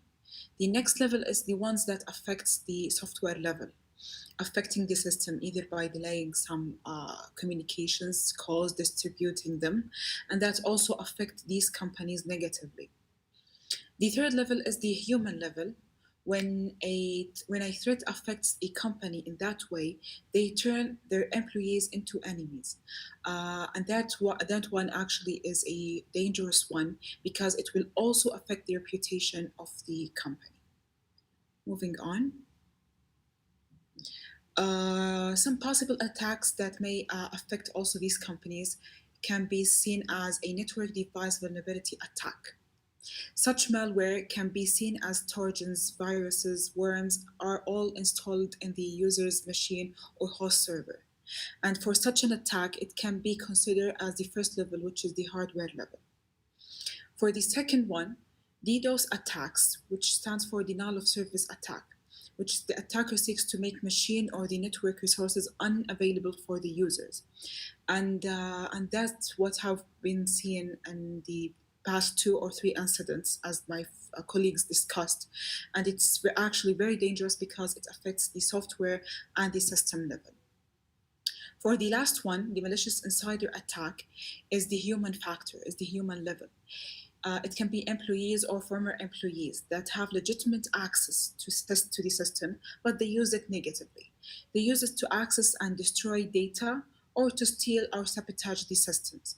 And as we said before, this is considered as one of the most dangerous ones because the human factor, most of the times there is no control on them. And now my colleague Ghadi is going to discuss some recommendations for this. So telecommunication is vital infrastructure that need protection depending on the presence of security weaknesses on several levels, like hardware, software, people, and that attacks can come from several directions. So that's why telecom service providers need to start with security as a process that includes threat prediction, prevention, detection, response, and investigation.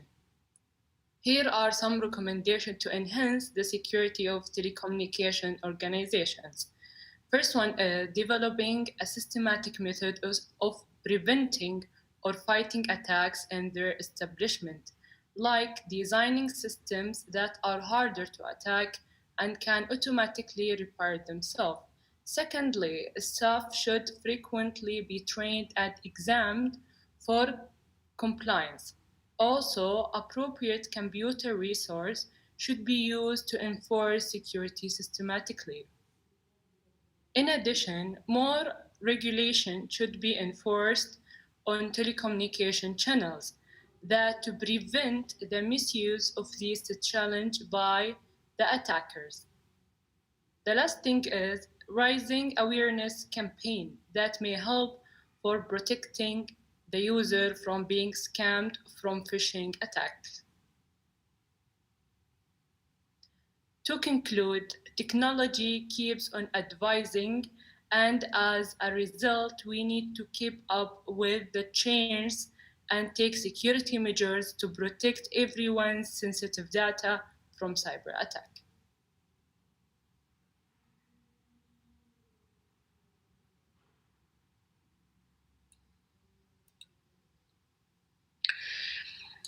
Thank you so much, students, for presenting a very, very excellent work. And thank you so much, everyone, for listening. And you are welcome to ask any question in the chat box. Okay, now I would like to request next group to start their presentation. The title of the presentation is Security in E-commerce Website. Yes, students, you can proceed.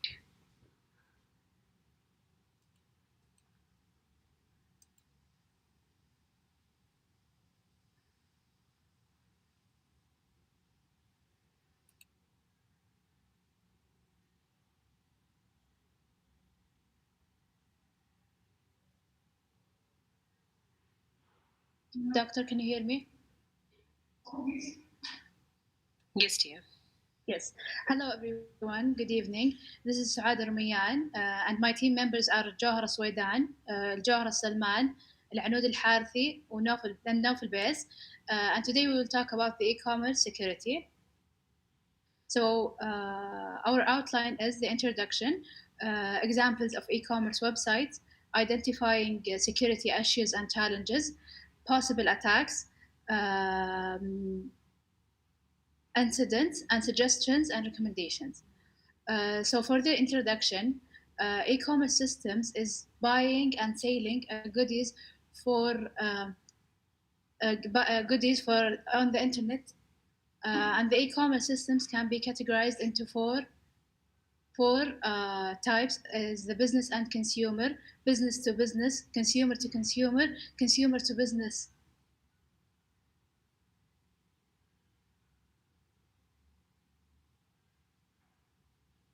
And we have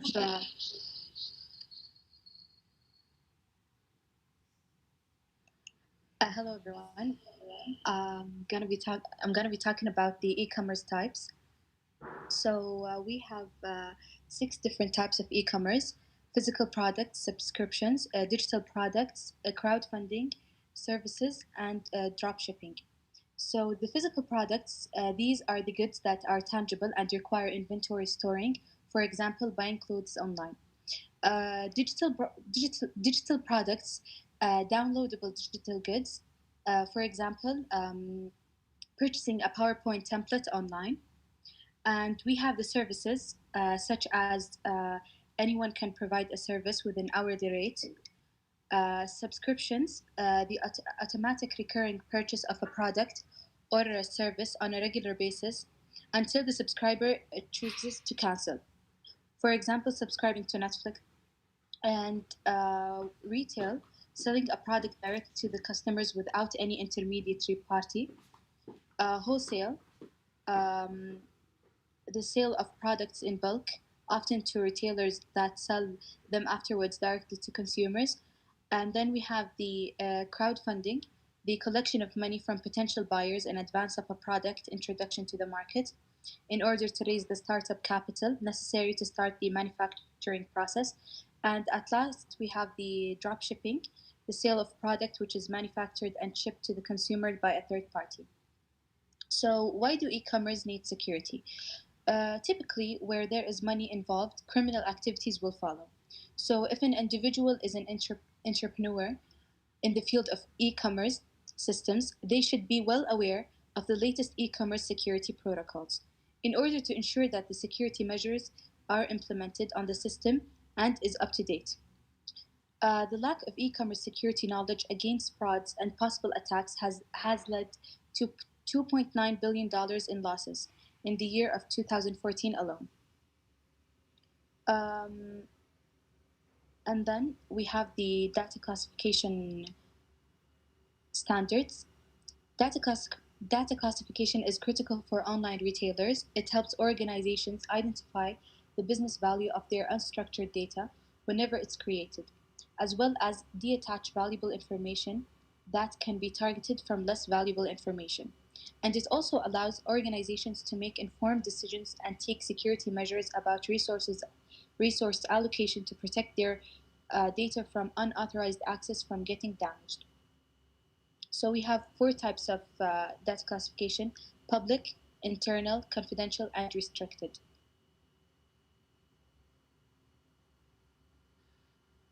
So for the data classification, we have cash and, equivalent.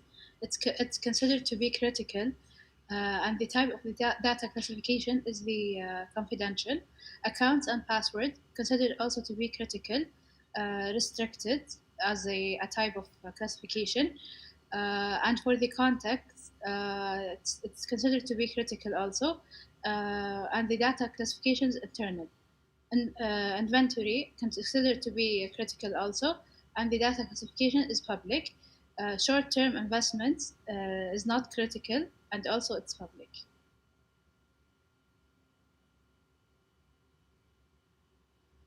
And we have the e-commerce platform examples, such as Amazon, which is the most known online retailer around the world. Haraj, which is all-purpose platform for online trading in Saudi Arabia. Noon, which is a UAE-based company that mastered the business-to-consumer and business-to-business models, and which was located then in Saudi Arabia. And the fourth example is Alibaba, is a leading e-commerce platform which focuses on business-to-business models.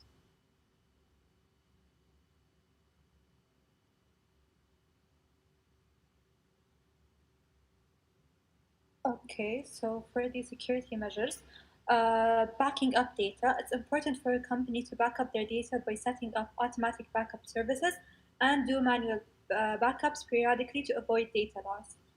Next, we have the securing servers and control panels. A retailer should protect its server and abide by the known protocols to avoid breaches. As per the control panels, passwords should be complex and changed periodically by the company. For payment gateway, the company should not store customers' financial information on their website. Instead, their best option is to use a secure third-party payment processing system such as PayPal or MasterCard. Then we have the SSL certificate. It stands for Secure Socket Layer Certificate. It's a digital certificate which uses asymmetric public key cryptography algorithm, such as RSA, to authenticate websites, encrypt connections, and more. Then we have the HTTPS. Basically, when the URL bar displays a lock, it means that this website is secure and uses HTTPS protocol. It also indicates the presence of SSL.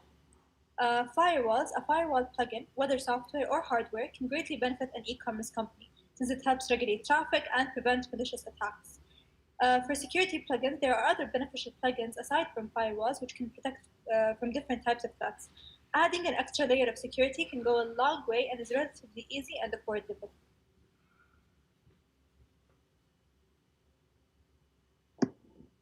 The security implementation examples: Amazon, Haraj, Alibaba, Noon have implemented the HTTPS, so they're all very secure websites. Also, all websites have implemented SSL certificate, server security and data backup, and payment gateway, so all websites are very secure to use. Also, Noon.sa is non-repetition authentication. Alibaba is intrusion. It has detection systems. use of biometrics. Amazon has firewalls, access controls. Haraj has implemented integrity and password security. For the e-commerce security, we've got threat, risk, and vulnerability. Threat, it ranges from a malicious attacker to a security system defect or loophole that can obtain or destroy assets either intentionally or accidentally. Risk, the potential explosion of a vulnerability in order to destroy or damage any kind of assets, records, or archives. Vulnerability, a weakness or gaps in a security system presenting a potential risk when exploiting by a threat gain unauthorized access to an asset. Okay, so for the possible attacks, phishing is one of the most common types of attacks. This is carried out when attackers assume legitimate retailers' identities and send emails to their clients in order to trick them into revealing their sensitive information. They do this by presenting the customers with a fake copy of the original website or any kind of proof which allows the customer to believe that the request is coming from the legitimate business. This only works on ill informed customers. Then we have distributed denial of service attacks. They are usually followed by other types of attacks. A distributed denial of service attack is based on flooding a website server with requests from potentially thousands of untraceable botnets. The damage done by this attack is often reputational since a company will lose its customers' trust. The credit card fraud is considered to be the oldest trick in the book. It consists of hijacking the payment method of the victim, and it is very difficult to trace. The malware is any type of program which has been designed by a hacker with the goal of gaining access and causing damage to a host or even a whole network. They can allow hackers to perform spoofing, tamper databases, and steal data, and more. SQL injection is one of the most common web hacking techniques, which might completely destroy or steal the company's databases. It is done by placing malicious code in SQL statements. For spam, online spammers, they leave infected links in order to reach their goals. They leave these infected links in social media inboxes where the attacker will send the link and wait for a victim to click on such messages. It can damage the website security and speed. Bots are essentially automated programs, usually Python scripts. They are designed to perform specific tasks on the web. Then we have brute force. A brute force attack is considered to be a sophisticated automated software, usually executed on powerful machines in order to crack an e-commerce control panel, login, and password, therefore enabling the attacker to establish full control and custody of the business and the user's data.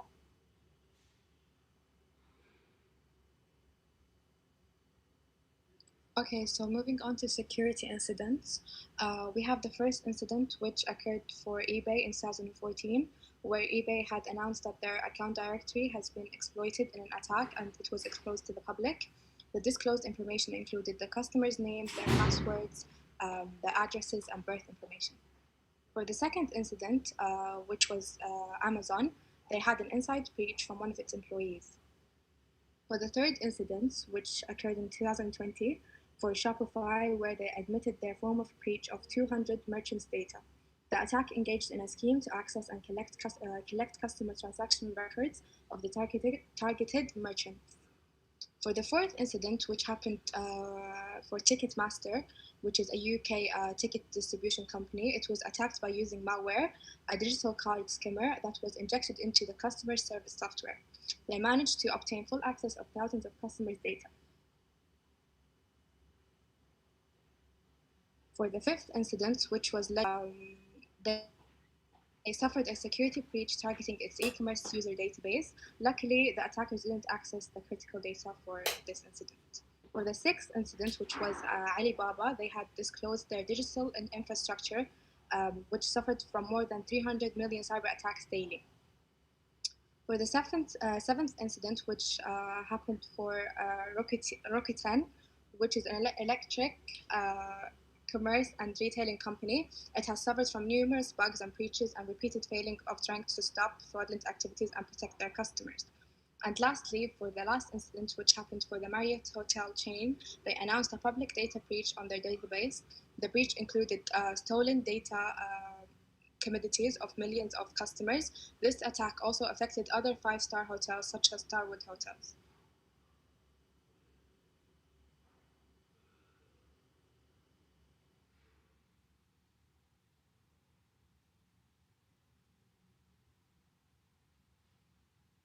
For the practical solutions and suggestions, we suggest both long-term and short-term.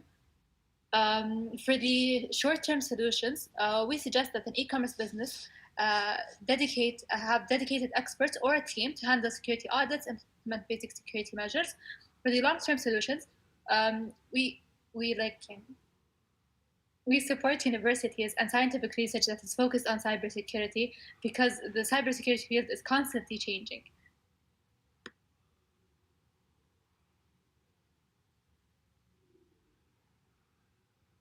Okay, so in conclusion, the need of implementing high security measures and techniques has never become more critical, especially now in the age where technology, where attacks can be done with a swift click of an infected link. E-commerce systems have become widely spread and used by almost everyone now, especially since the pandemic started. So it is very important for an individual to have knowledge on good practices of the e-commerce systems. E-commerce systems have really proven their importance and are a great benefit, especially during this global pandemic.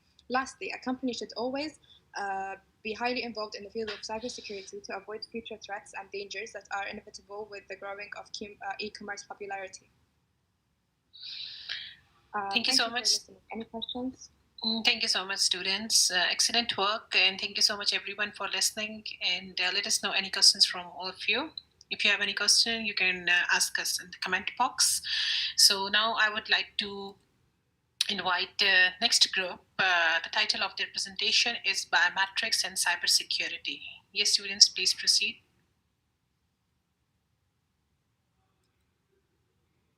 Can you see my screen? Yes, dear. Okay. Okay, I'll start now.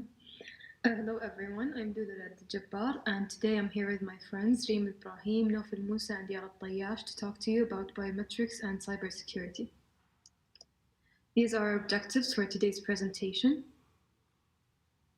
So biometrics is the unique way of identifying a person through their characteristics or physical appearance digitally to grant them the approval of accessing a system, a place, or data.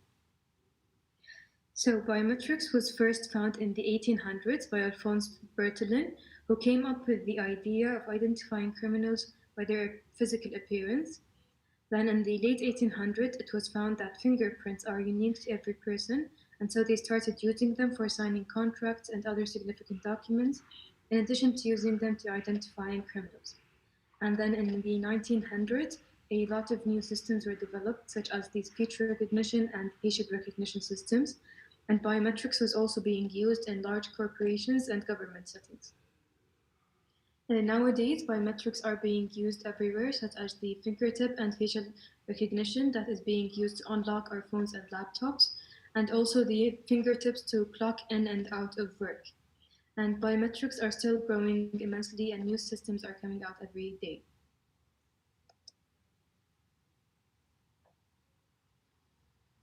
Now we're going to talk about the different biometric technologies and their applications. So biometric technologies are mainly divided into 6 categories: so visual, behavioral, auditory, olfactory, chemical, and vein. The first type we're going to discuss are the visual biometrics, which include the recognition of the iris, retina, ear, face, fingerprint, finger geometry, and hand geometry. First of all, iris recognition is analyzing the patterns of a person's iris. Retina recognition is analyzing the patterns found in the back of a person's eye. Next, we have ear recognition, which analyzes the shape and the patterns of a person's ear. Face recognition analyzes the entire facial features of a person. Fingerprint recognition is one of the most commonly used biometric technologies, and it analyzes the patterns found in the tips of a person's finger. While finger geometry and hand geometry use 3D technologies and geometric features, to analyze a person's fingers and hands. And all these visual biometrics are used for access control, identification, verification, tracking attendance, and financial transactions. The next category we have is behavior, which includes gait, typing recognition, and signature recognition. Gait is identifying a person based on their walking style. It is not enough to identify or verify a person, but it can be used with other technologies to identify suspicious people. Typing recognition and signature recognition, they're identifying people based on their typing and signature styles and characteristics. They can be used as evidence in a court of law for user profiling, preventing frauds, and authentication as well. The next category we have is auditory, which includes speaker verification and speaker identification. Speaker identification is determining the identity of an unknown speaker, while speaker verification is authenticating the identity of a speaker to gain access control. After that, we have olfactory, which is identifying a person based on how they respond to different scents. And researchers say it's a non-invasive way to screen and identify patients eligible for organ donations. The next category is chemical, which includes DNA matching, and it's analyzing the segments of a person's DNA. It's used in parentage testings, genealogical medical research, and criminal investigations. The last category is vein, which is the vein recognition, and it's the most advanced biometric technology. It is used in bank treasuries and highly secure areas. There are some security risks and issues related to biometric technologies, which is how easily it can be hacked. Once the hacker obtains a picture of the user's eye, ear, or finger, they can use it to gain access to their system, device, or data. A few examples of this is when the famous hacker John Chrysler hacked the Apple fingerprint technology the day after it was released. He also proved the simplicity of stealing someone's in the public eye's identification by acquiring a clear image of the German Minister of Defense Ursula von der Leyen's fingerprint and recreating using a Verifinger software. And when the researchers from the Chaos Computer Club claimed that they can unlock the iPhone by creating a fake cloned finger from getting a high-resolution image of the user's finger. Biometrics needs physical identifiers such as fingerprints and iris images, which can have severe consequences if stolen, as they are part of the user's identity. So it can be used to create fake passwords, legal documentations, and criminal records. Unlike passwords, if physical identification gets compromised, it can't be changed. To enhance precision and reduce inaccuracy in biometrics, they should mandate a multi-factor authentication, such as multiple fingerprints. An example of this is being applied in real life in the Bank of America, where they require an iris scan as one of the verification factors and not just the only way to access the user's account. In the future, biometrics may be used as the main security measure once it's improved and becomes more dependable. But for now, passwords are considered to be the safest considering the options that are currently available.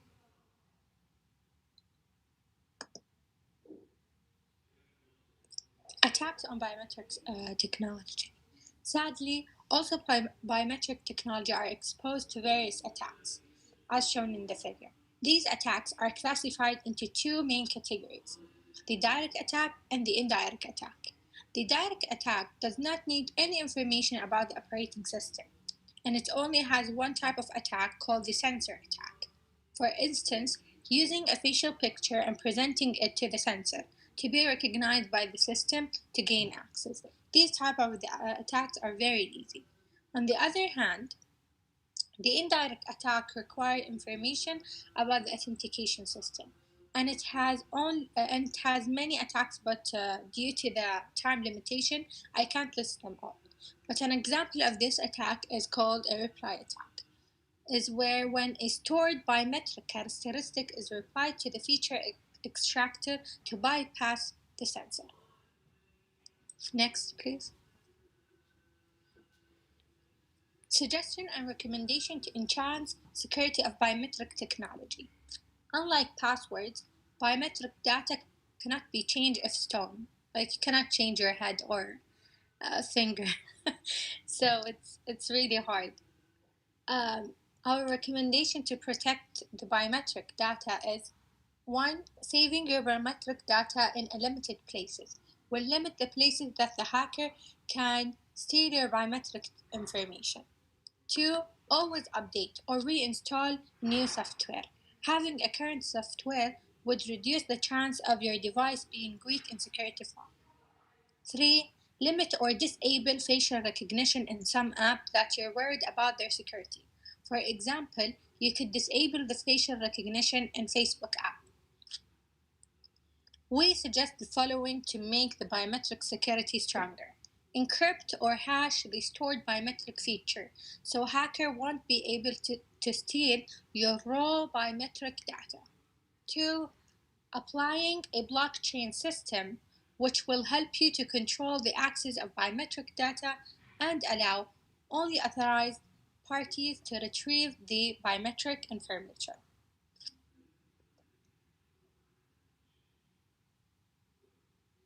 In conclusion, biometric systems are used for identifying a person through their physical characteristics.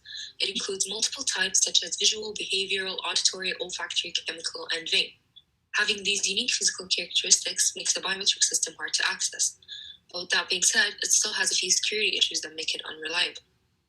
Biometric systems are exposed to various direct and indirect attacks that can cause many security issues that have severe consequences to the user. Unlike the passwords, which, if breached, they can easily be changed. Any collection of data could eventually get hacked, and biometric data is no different. So, following the recommendations and suggestions we mentioned previously could help minimize the possibility of these attacks occurring. Thank you so much, students, for presenting an excellent project. And thank you so much, everyone, for listening. And if you have any question, you can write in the comment section. Now, I would like to request the last group of today's event. And the title of the presentation is Cyber Attacks on Swift Systems of Financial Institution. Topic is very interesting, so I would like to request students to kindly start their presentation. Thank you.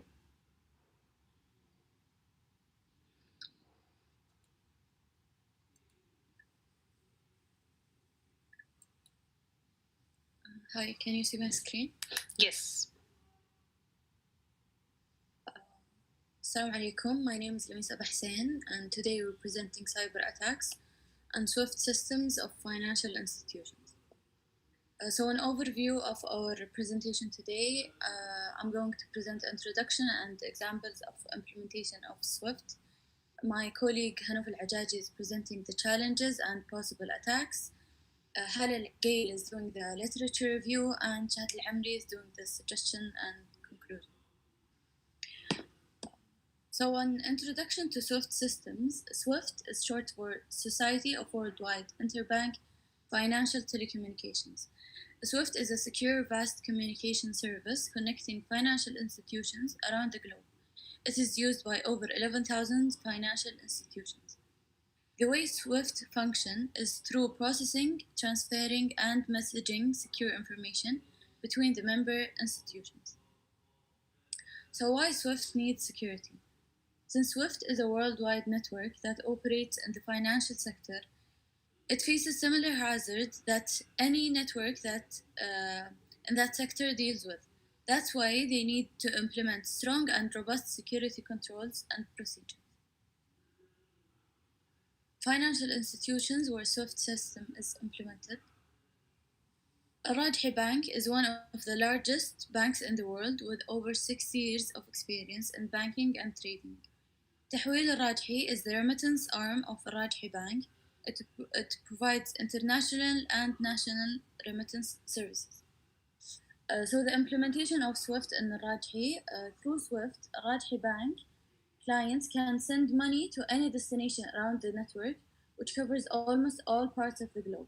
Remittance can be done directly to a bank account and get credited within 1 to 3 days. This is the SWIFT code of Al-Rajhi Bank, and it can be used to transfer funds to any bank in the world. There are many challenges that are related to SWIFT. The first challenge is the difficulty of detecting attackers, which means a lot of attackers able to attack banks without them knowing the attackers and where are they coming from. The second challenge is the need of applying strong security controls, which can be hard and costly for many banks. Also, updating the system quickly, because the system is used by many banks around the world. there might be some difficulties of updating it frequently and quickly. Many participants are involved in the transaction, which makes each small mistake affects the whole process. Many institutions do not consider the time factor, but unfortunately, it is an important factor because implementing Swift might take a very long time. Systems like Swift need consistent maintenance and updates. Moving to the security issues, the first issue is firewall. Many institutions rely on cheaper alternatives, and also they do not consider security controls implementation. They do not apply a proper antivirus software, and the last issue is data breach, which is a serious issue. It happens when sensitive data is exposed to unauthorized access. These issues can result in many possible attacks that target the system, which are institutional payments fraud, which includes installing malware by external actors. Another type of attacks are insider frauds. It is committed by employees who are working inside the organization. Insiders might be hackers and they gain access to the bank's sensitive data. A spear phishing is when the attacker targets individuals to steal their specific data. Identity fraud or identity theft is stealing someone's personal information, which allows the attacker to make unauthorized transactions. The last one is tailored malware. It is customizing software that is used by employees to gain access to the bank system.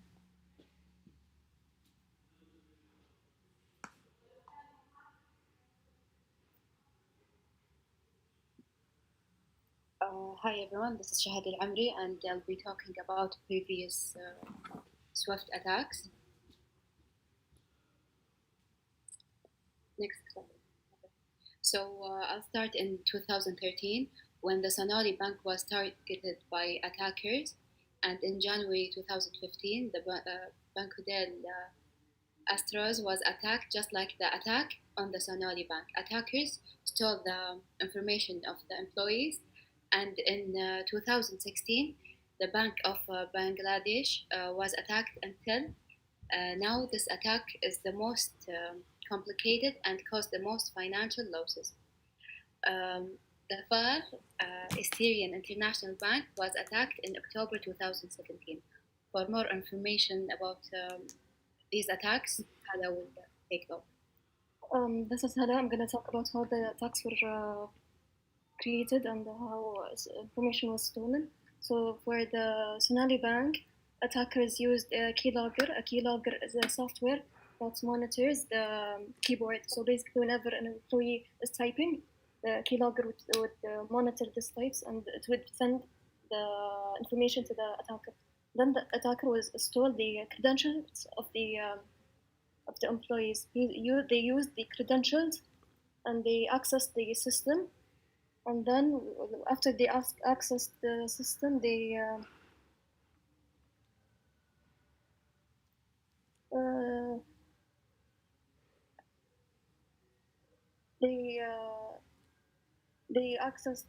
after accessing the system, they accessed the bank's network and the bank's internal Swift systems, where more than 2,500 worth of transactions were made.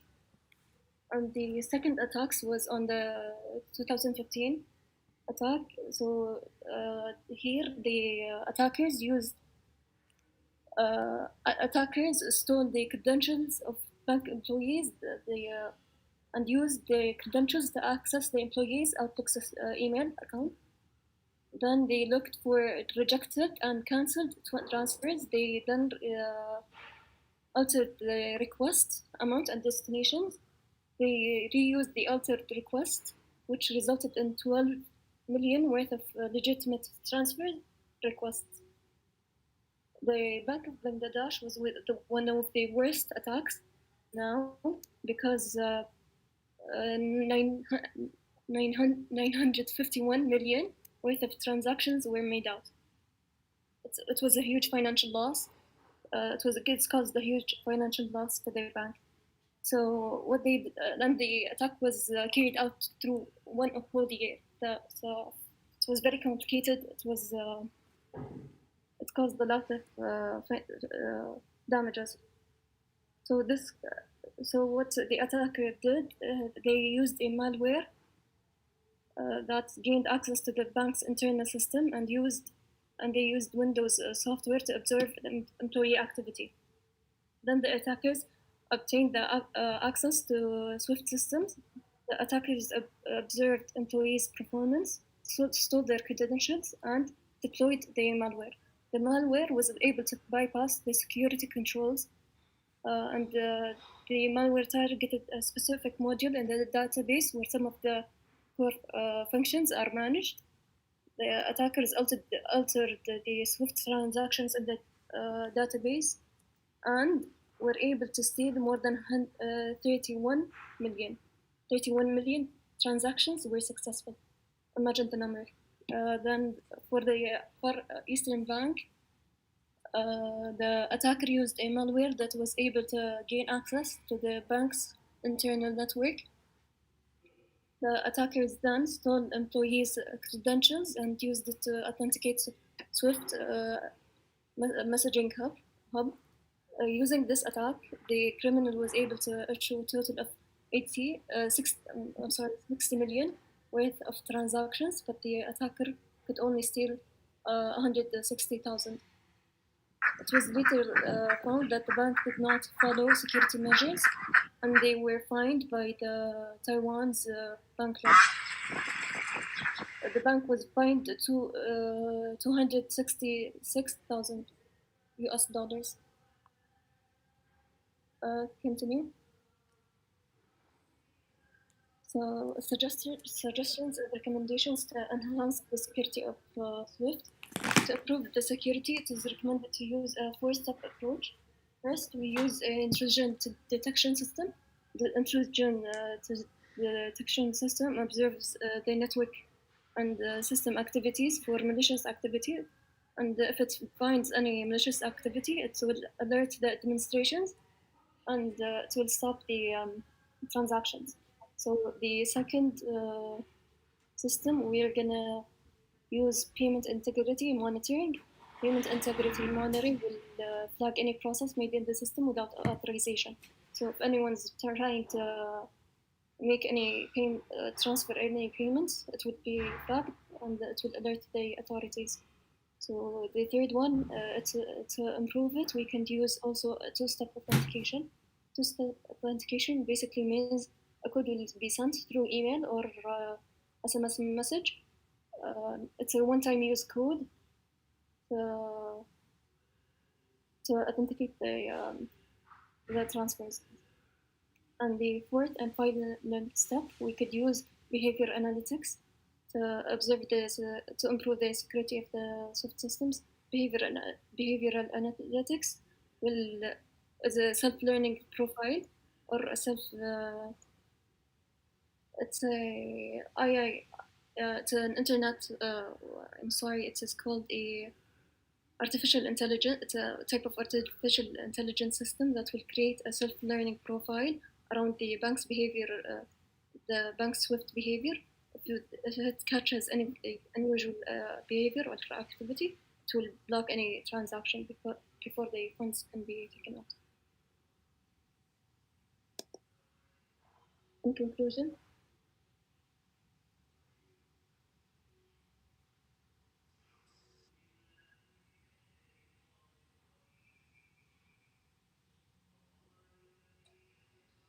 Thank you so much, students, for presenting this awesome work. Okay, so now the session is over.